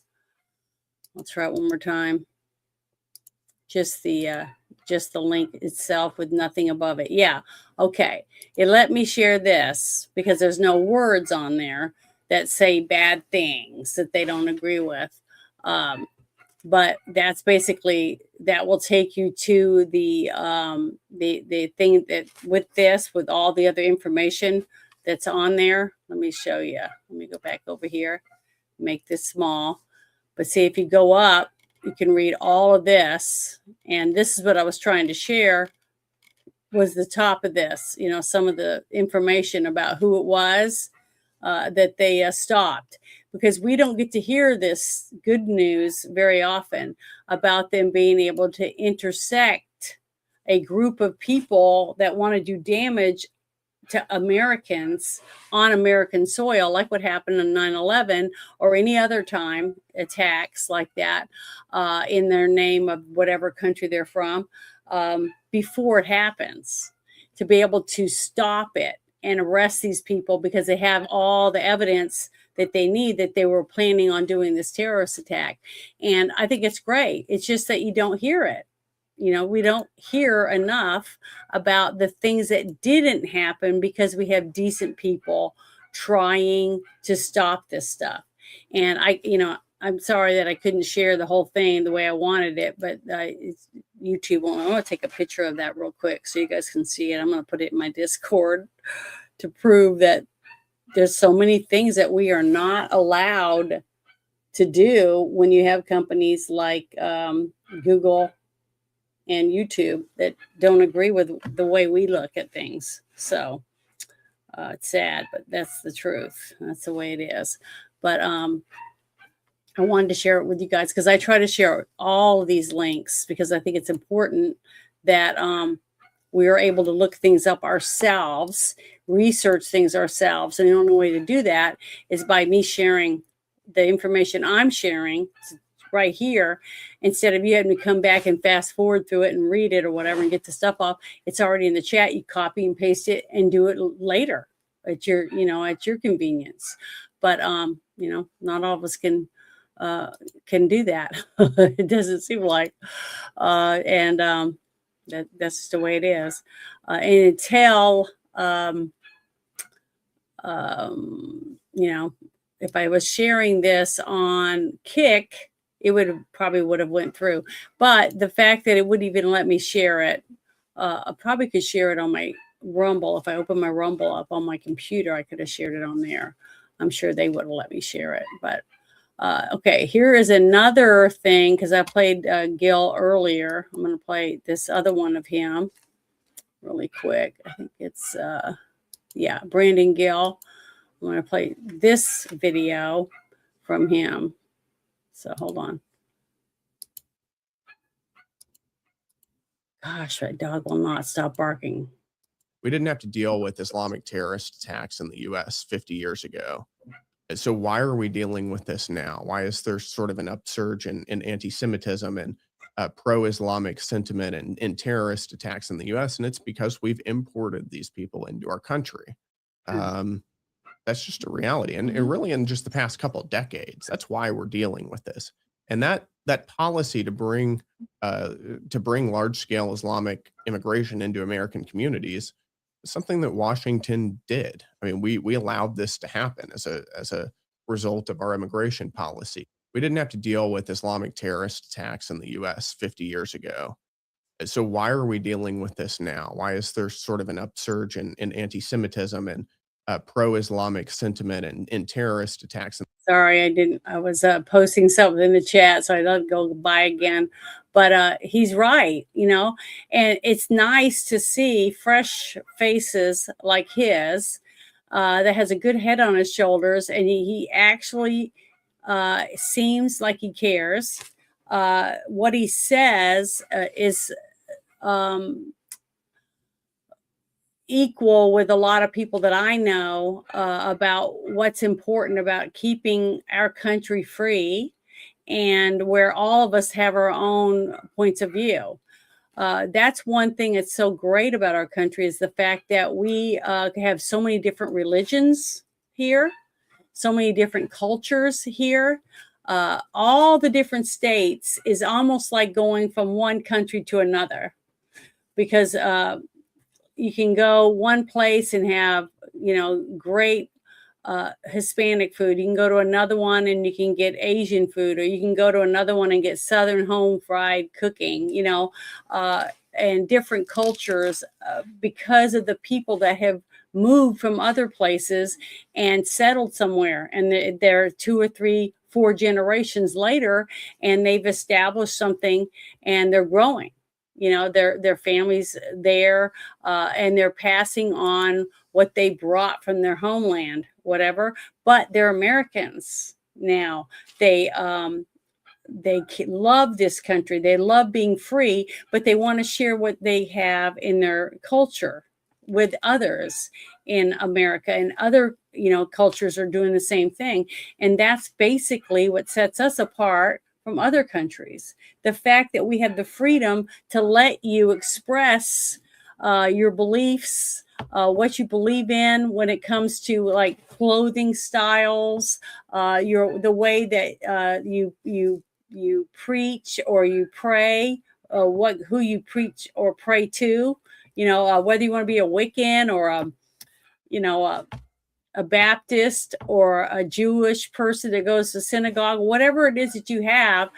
In our country of America, you have the right to do those things. As long as it's not infringing on other people's rights, you have the right to do that. As long as it's not hurting children or other people, because we don't agree with murder. We don't agree with lots of different things like that. But we have to uphold the law, because if you do those things, then you should be punished for it. If we have the evidence and we give you a trial with a jury of your peers, other people from the area that you're in, I just think it's a phenomenal country that we've grown. But we have had so many people that have come here just to harm us, to take away our freedoms and try to turn us into whatever country they left, and we can't let them do that. Because I want to stay free, and I want my grandchildren to be able to be free, or my great-grandchildren, maybe, 3 generations from now, to have the same rights that I have. But if I don't stand up today and fight for what I think is right and that I see being taken from us, then what am I leaving for them? What kind of legacy are we leaving to our grandchildren and their grandchildren if we don't stand up and fight for what we do have? Because as of today, we still have the best country in the world, even with all this corruption that we're finding. But the fact that we're finding it proves that we're free. Okay. And to me, I really do believe that. The fact that we have new people that we just elected in that are bringing in their own people, and they're digging around and they're saying, man, look at all this money that's coming in, or millions and millions or trillions of dollars into this one state, and nobody can account for it. Where did it all go? And then they start digging around and finding out that this guy took this much, and this person took this, and people, they're sending money to that country, and they're doing all this stuff, everything they're not supposed to do with the money, because they said they were going to do this with it, that type of thing. And even if we can't get all the money back, we can only get some of the money back, like they're confiscating cars and jewelry and guns and yachts and RVs and bank accounts, and all this different stuff. So we are getting some back. But what you and I, from what I'm listening to everyone saying, we want to see people go to prison. Because if you did it, if you went to your neighbor and you stole from them and you took hundreds of thousands of dollars from their bank account or whatever, you would be in prison for it. After you went to trial, you would go to prison if they had the evidence to prove that you did it. So why are those people that are, in office, or governors or senators or, state representatives or whatever, why are they able to just walk away when you and I would be in jail? See, that's why we have to keep speaking up, because we have to make sure these people are held accountable. And we do have people like this gentleman right here and others like him that are trying to do that. And if we don't back them, then are we any better? You see what I mean? I don't think so. So that's why I'm doing what I'm doing. I'm not getting paid. I don't get paid to do this. And, that's the way it is. And most of them, where I say this stuff, they don't like what I have to say. So, which is fine, because if you don't like it, change the channel. That's what's so great about this kind of stuff. If you don't like what someone's saying, go to the next channel, because I'm guaranteed that sooner or later you're going to find something you want to hear, that you want to, that will entertain you in some aspect. But that's because we live in America too, because there's a lot of countries that can't even do this, that can't even get online and share stuff that they have with other people. So I'm thankful that I live here. I really, really am. But I'm sorry I went on a rant, but I can't help it. I get very passionate about it, because I don't want to see us lose these choices that we have as of today, simply because some ding dong down the road got voted as a governor, and they just go, "This is what I want. This is what we're going to do, and I want all those people arrested," or whatever. Make up charges, whatever you have to do. And I think it's disgusting. So if we don't fight for what we believe in, who's gonna fight for us? As far as I can tell, nobody. So here we go. Let me get this next thing. I only got a couple more things left, but most of these are little stories like the one I just shared. Okay, here's another one with Kash Patel. He's talking about the $3 million or 3 million pedophile accounts that they, and you know how I am about the kids and stuff. So to see these people in this administration, and he did it in his first administration, he's doing it more in this one, I love, because that's one of the things I personally voted for him for, because this is the kind of stuff is important to me. This kind of stuff's happened in my own family. Not with me, but with one of my nieces. And I want to see these people punished. I really do. So every time I see this, I'm happy, because even though these kids are going to need therapy and things like that, they're home, they're safe again. They're away from the people. And I want to see those people, put to death, or whatever the punishment is going to be for them, period. I 100% agree with it. Here we go. Well, Kaylee, as you know so well, and as you advocate so much for our youth, they're our most precious treasure. And we made it a priority to go after the villains and the terrorists and gangbangers that are targeting our kids. And what we did was we utilized intelligence-driven operations. We took 1,500 employees from the FBI in D.C. and put them in the field permanently, working with our state and local law enforcement partners. And we went after the worst of the worst. And those stats, while those stats are meaningful, and those stats are truly historic, just think about the 7,200 kids that we found that got to go home. Just think about the 3,400. Actually, when you take the numbers for this year, we're at 3,400 child predators and traffickers arrested. That's up 99% from the best year Biden ever had. That means kids are being protected at levels that are simply unheard of. And that means this FBI, here's another thing. We didn't just do the physical work on the streets. We went to the cyber community and we dismantled 3 million pedophile accounts off the Tor network, where these predators prey on our children and think they can hide from this FBI. They can't. We are going to the ends of the earth and the cyber realm to make sure our most precious commodity, kids, are safeguarded. And the numbers speak for themselves, because the FBI are putting kids first. Yeah, I call them our diamonds. That's what they are. And I want to ask you about this. There was a hostage situation, actually 2 this week. That is awesome. Every time that we're able to save kids and capture these people and confiscate all the nasty, disgusting stuff that they're sharing with other people online, and that also has tentacles on it that goes out and captures other people that are involved. So it's a huge chain of disgusting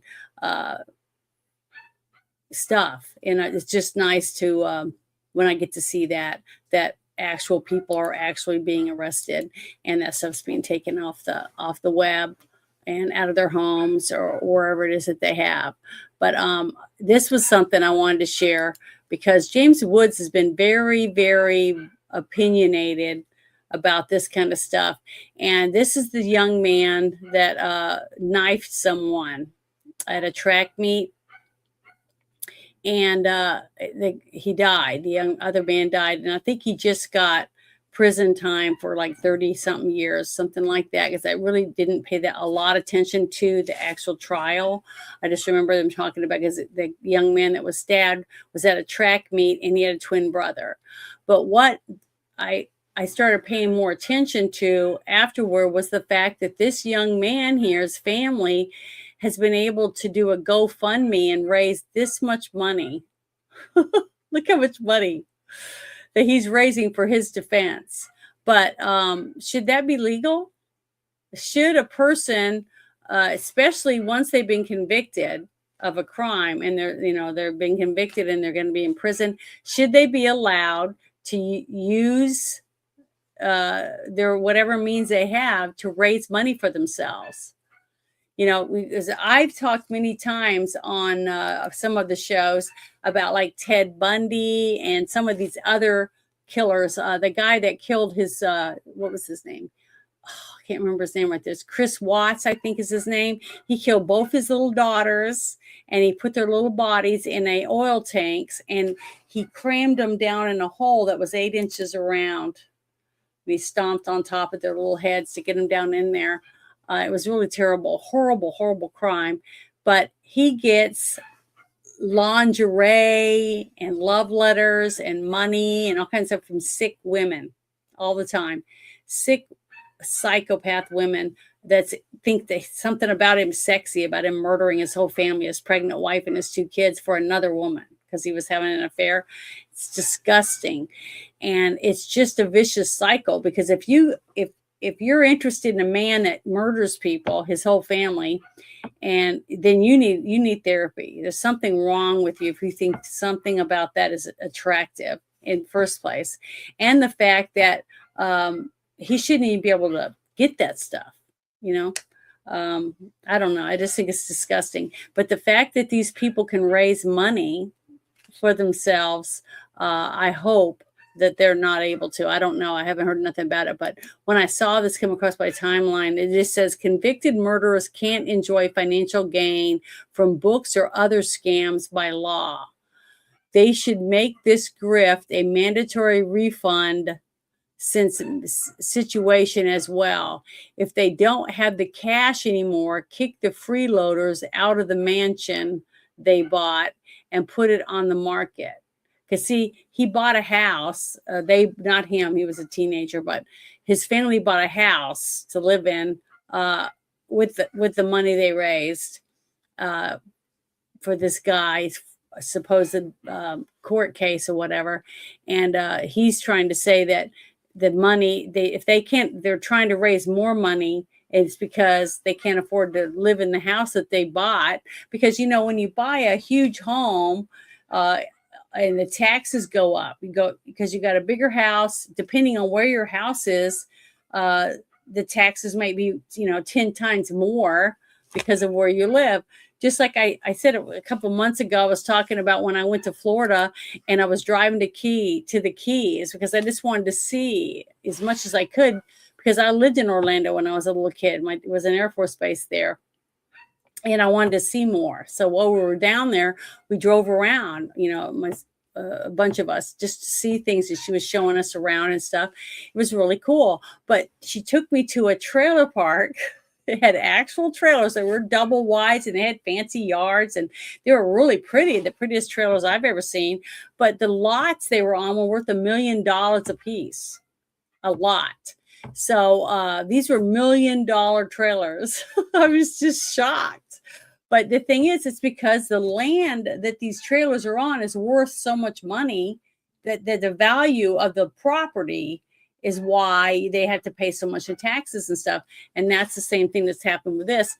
There used to be a show where people would write in that my mom has done this for me and she was a great person, blah, blah, blah, but she can't afford and her house is falling apart. And they would come in and rebuild their house, make it really fancy, put extra rooms or bathrooms and stuff in it.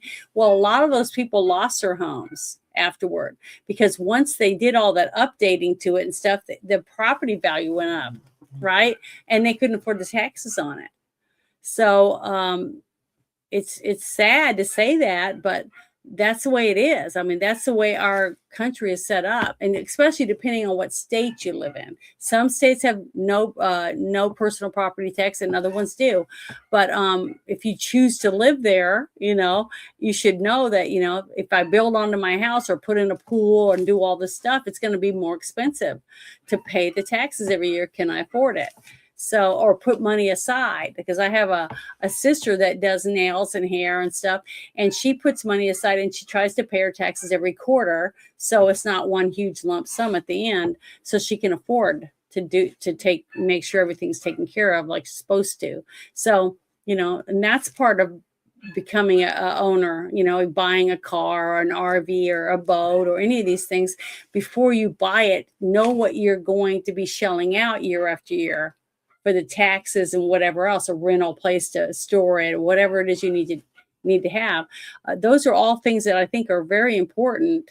And apparently a lot of people don't have a clue. You know, they don't either, they don't pay attention, they don't care, or they just don't, you know, aren't very smart or something. I don't know. I don't think I'm very smart, but I understand this a little bit. But, you know, I think it's sad, especially the victims' families, seeing these people raking in money day after day after day when they're struggling to pay their bills, and they just went to court, you know, also. So I don't know. It's interesting, I think. So I don't know, but we'll have to wait and see whether anything changes. And maybe to be a state thing where they do it in different states, you know, say you can't do this or that in some state, but in other states will let them, you know. So just like in California, they don't have the death penalty anymore. So a lot of people will go there, especially if they're, you know, serial killers or whatever, and do their stuff because they know that even if they get caught, they won't be put to death. So, you know, I hate to say that and use that as part of it, but you know, I hate to say, but that's basically a fact. All right. Well, I got one more. I think it's one more story, one or two. Let me look real quick. Okay. Yeah. Here, I'll just bring them up in order from that they're up here. See what this one is. Okay. This one, let me pause it. Thank goodness. Christopher Wray they're saying Christopher Wray was running a terrorist organization when he was in there. So against Trump, basically. So I'm going to open this up so you can hear it. Here we go. Wow, actually, that's actually what he wrote on social media. A story we broke here this morning on Just the News. The Biden era FBI, the one that Chris Wray oversaw, made more than $150,000 in payments to informants who were members of an anonymous group of tech sleuths known as the Sedition Hunters to gather and analyze video evidence in the January 6th Capitol riot and then that controversial Arctic frost probe. Now, they made these payments and they treated members of this group as confidential human sources, despite the fact that the group was extraordinarily anti-Trump, had a strong anti-Trump fervor, anti-Republican fervor, and that it had known ties to foreigners. This is all according to FBI memos that Just the News obtained and reviewed. Now, government officials said the group members were first engaged as early as a few days after the Capitol riot as informants, and that the relationship continued over 3 years. It involved about $150,000 of payments. One of those payments was approved by Jack Smith, the former special prosecutor who pursued Donald Trump, and tomorrow will be testifying on Capitol Hill. I bet some lawmakers are going to have some questions. Now, what is most concerning about this is that Chris Wray promised he was going to reform the FBI and its informant program after Christopher Steele, a British anti-Trump spy, was brought in as an informant and helped trigger a big part of the now debunked Crossfire Hurricane Russia collusion probe. Chris Wray said, all right, we're going to make sure we don't have biased informants. We're going to make sure foreigners can't get involved. And we're also going to make sure that informants don't tell people in public that they're working for the FBI when they're supposed to keep that confidential. That's what Chris Wray did. Well, the Sedition Hunters had a clear anti-Trump bias. They were hired as informants. They had a foreign influence. In fact, the emails show that some of the work they were doing on their computers was being done in Great Britain, not in America, just like Christopher Steele was from Great Britain. And third, the Sedition Hunters bragged openly that they were working with the FBI, which would violate the terms of the contract for being a confidential human source for the FBI. Wow. That's all of this is just piling up and piling up and piling up. And that's why I'm hoping that we can get these judges in so that we can actually start seeing some of these trials, some of these people, because I'm hoping that most of this stuff is going to be public. I think it should be public. And I think that's one reason why they're trying to make it so transparent, where they're talking about it openly like this, that when they do go to trial, that they're going to make it open up, you know, so that we can all watch as it's, you know, unfolding. But I only have one more thing, and this is the last thing I found. It's Wall Street Apes. I don't know if you've heard of him, but I've had a few of his things on here.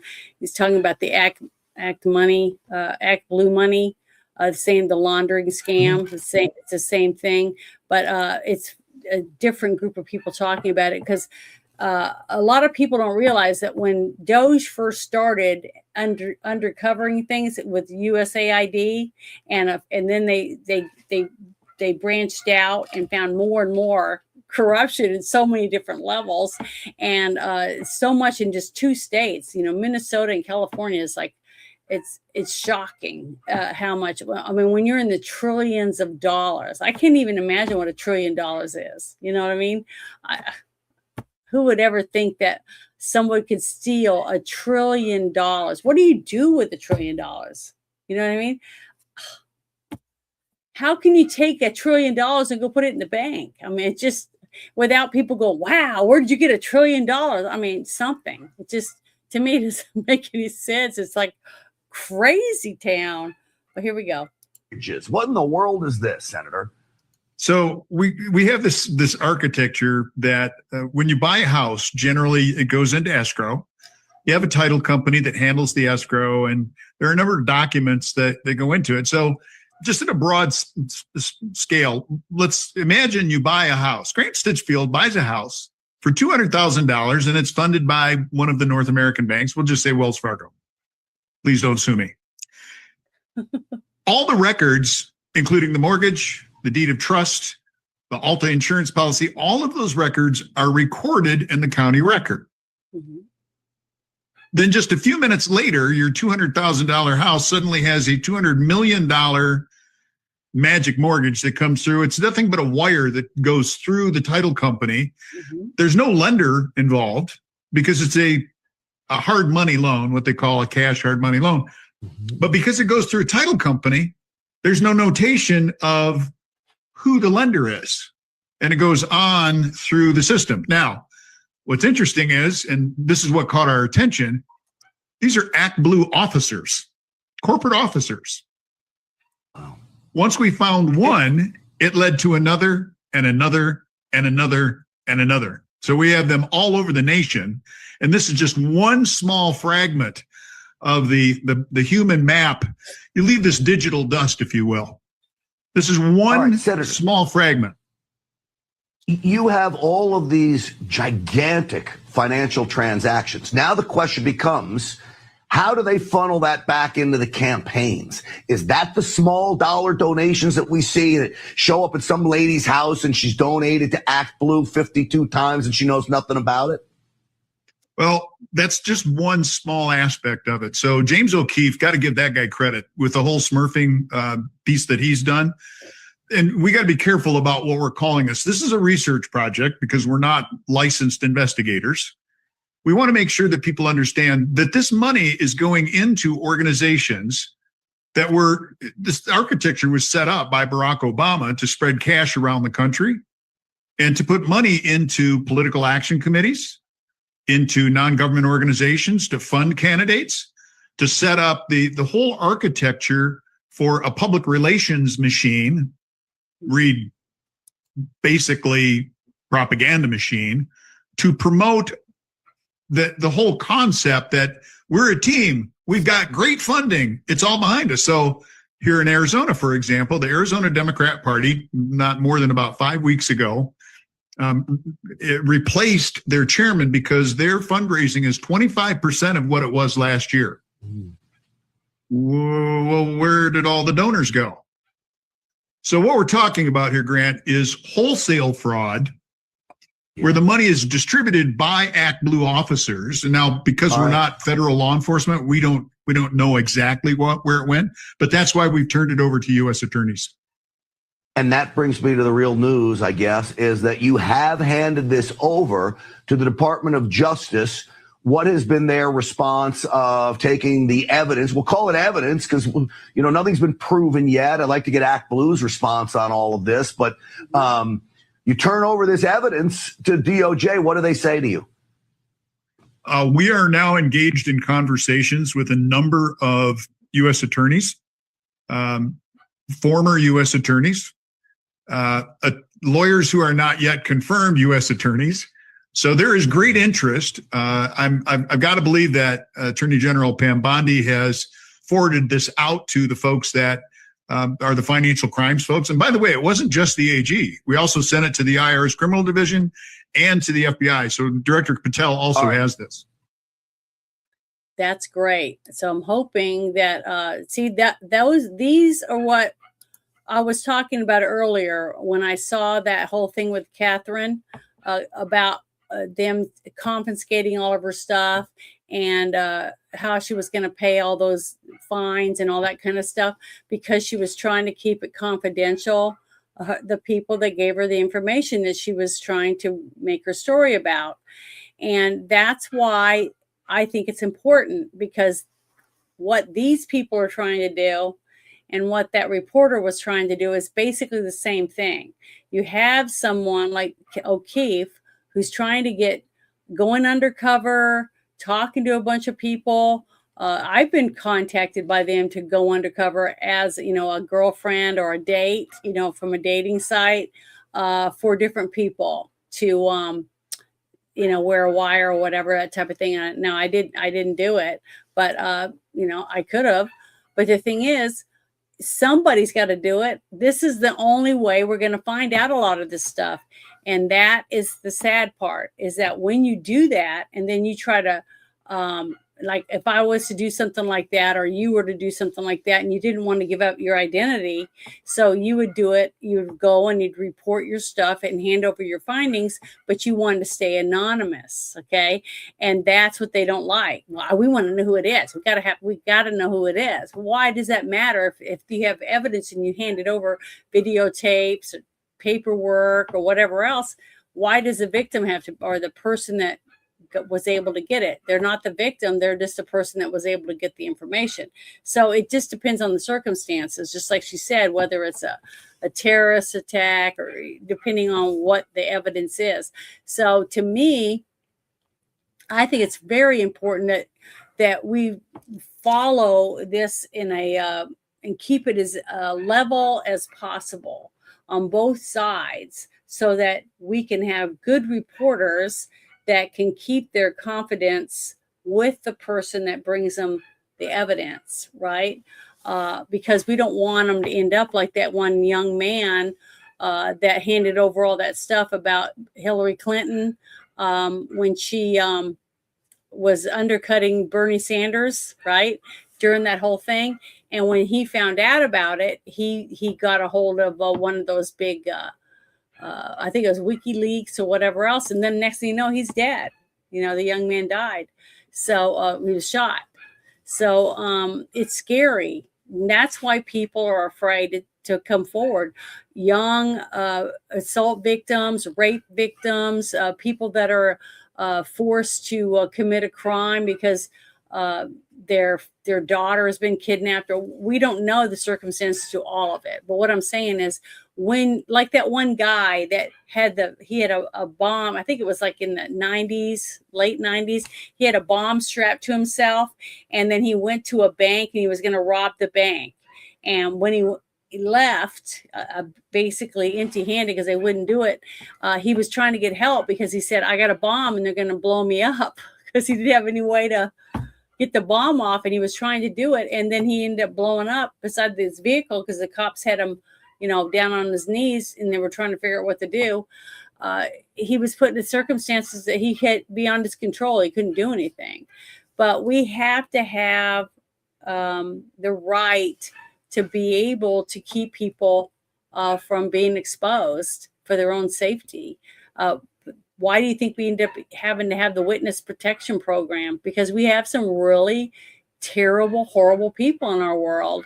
And we have to have ways to protect people that are willing to risk everything to get the facts out there, And if we don't have that for people, I don't know what we're going to do, because once that's closed off and we have nobody coming forward anymore, it's going to end up being that movie, The Purge.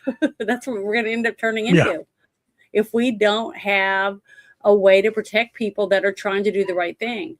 And, I don't know what else. That's one reason why I brought that other one up, is because I was wanting to piece it together with this story right here, because I think it's important, because I don't know where we're going to be when we don't have those options anymore.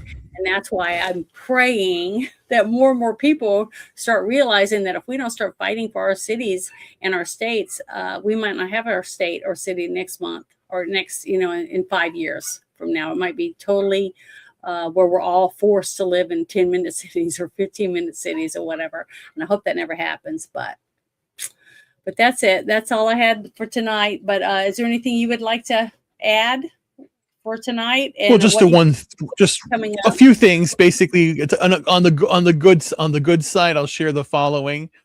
Let me Okay. share my screen. Let me share the entire screen. Entire screen share. Am I There sharing? we go. Mm-hmm. You see So, can you see me? it? Mm-hmm. Says, okay, Steak and Shake announced something this earlier today. Mm-hmm. If America beats Paraguay tonight, which they did 4-1, Mm-hmm. you can go to Steak and Shake tomorrow, and for 25 cents, limited one milkshake, you could get a Patriot milkshake. So anybody out there who has a steak and shake, you can get a Steak and Shake for 25 cents. And again, I actually was a couple days ago bought a hat. I couldn't find my cap, so I got a cap. I got a grocery store. I got a cap, and it was red. So I said, "It's just people think it's Trump." No, it's for the soccer, and I didn't even know. Everyone's saying soccer, go America, and I'm going, okay, I don't care. What about soccer? But what's going on is you have, and let me pull up I put the chats out there too. But you have, Yeah, I shared can you your see my screen? link. Yeah, I can see yours. It Can you says see my World screen? Cup. Yes, I Wait, see it. look. What? Now it says Bucky's. Can't hear it though.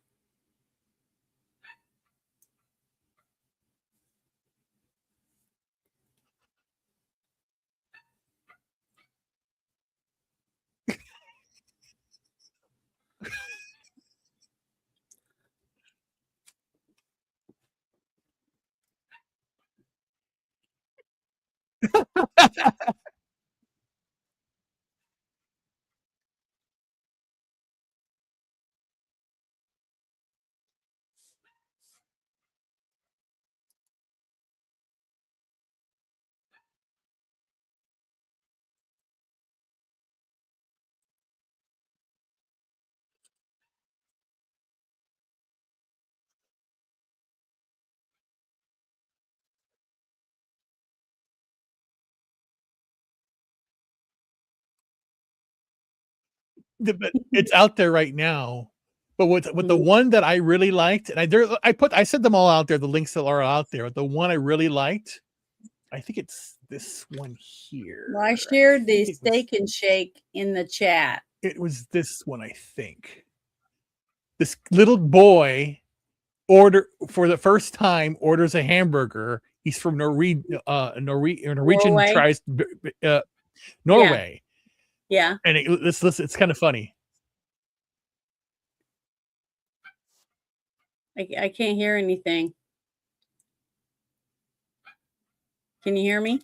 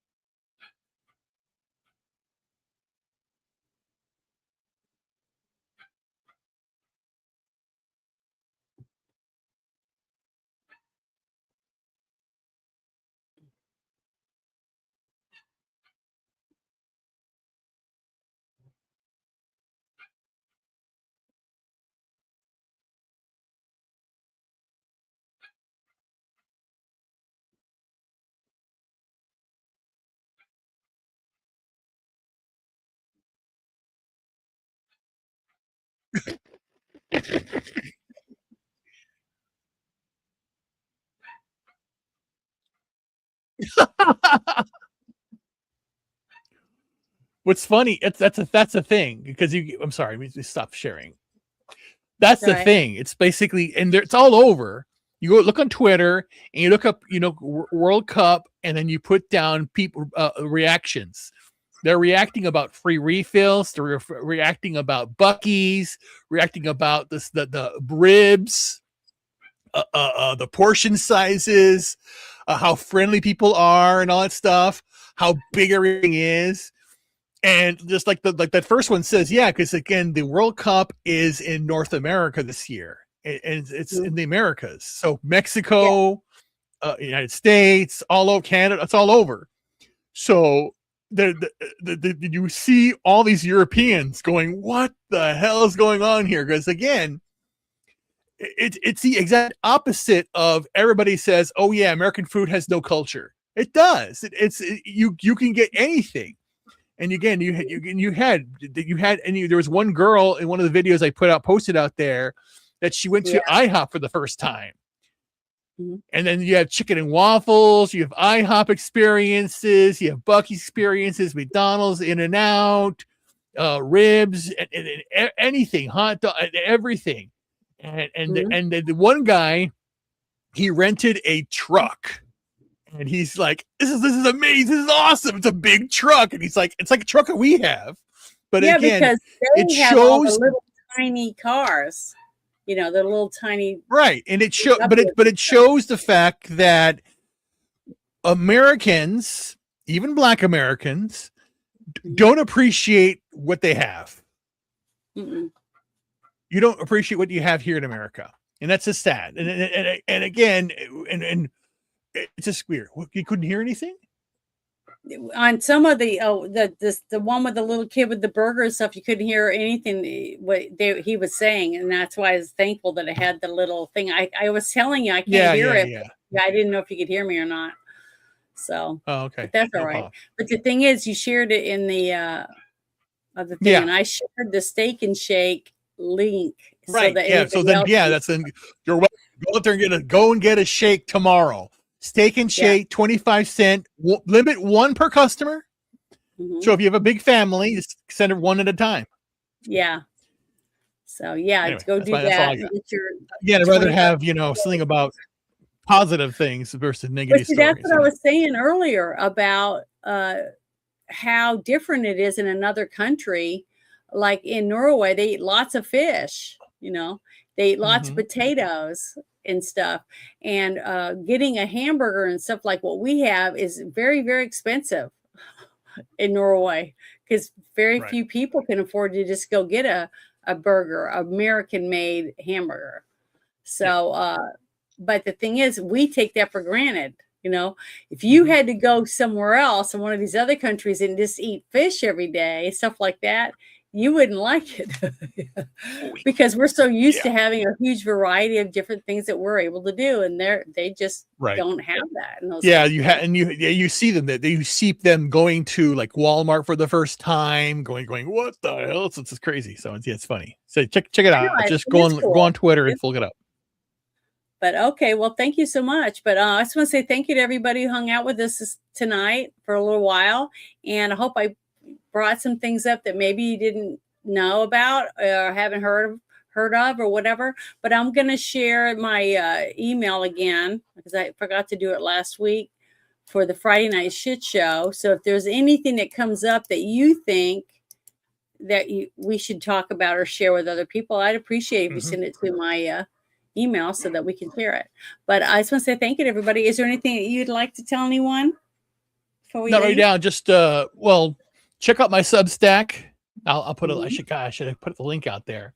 Let me grab it real quick. Yeah, because for just the 1 month, I have my story I wrote. I have it's free for 1 month out there for anybody who wants to read it. It is essentially a story that I wrote last year on the passing of Irina Zaruska. And what I did, I'll put a link out here for the story and put it in the private chat so you can share that out. And paste that there. Oh, shoot. I did it again.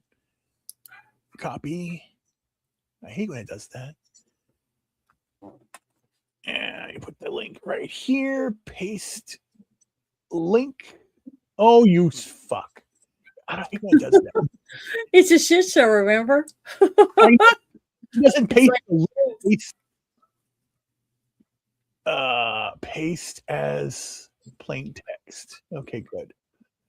Yeah, it wouldn't pay. Yeah, I put a Substack. Yeah, I found it. I'm gonna copy it now. So I put it. This story I wrote last year, and when as soon as the same day that Carmelo Anthony was sent for 35 years, this guy got free. So I basically said, you know what? Here's the story again. For a month, it's free out there. Read the story. It's a gothic tale that I rewrote based upon what happened to Mary Kelly with Jack the Ripper. But the reality is, it wasn't Mary Kelly, it wasn't Jack the Ripper. It was this guy that killed this lady. So it's a time travel story. But I basically try to do it that way so we can get it out there and never forget who she was. And just like you have all these Europeans over right now. She was a European immigrant, and she got murdered, and it was crazy. But anyway, good stories, good shows, and yeah, we'll talk tomorrow. We'll talk to you next week, guys. Okay, sounds great. But thank you, everyone, again. And if you want to come and see me tomorrow, I'll be playing our game, one of our games. Bruce has a game every other week. One he's writing and one that he's been playing for like 16 years. So it's almost finished. It's the same game. So if you want to stop in and say hi, I'll be live doing it. I'll probably be crocheting or who knows what while we play, because it's an all-day thing. So it takes all day. But you guys have a great weekend, and stay happy and healthy, and take care of your families. And God bless America. I'll say that. So thank you so much, and see you later. Bye, everyone. Boys and girls all over the world are being abused and tortured. The worst moments of these children's lives, they're being videotaped and they're being shared with other offenders all over the world. Many people would refer to this as CSAM, child sexual abuse material. They are suffering and they don't think that anyone is coming to help them. But we can. We can build that army and we can go get them. Come be a part of this team that is trying to push back this evil.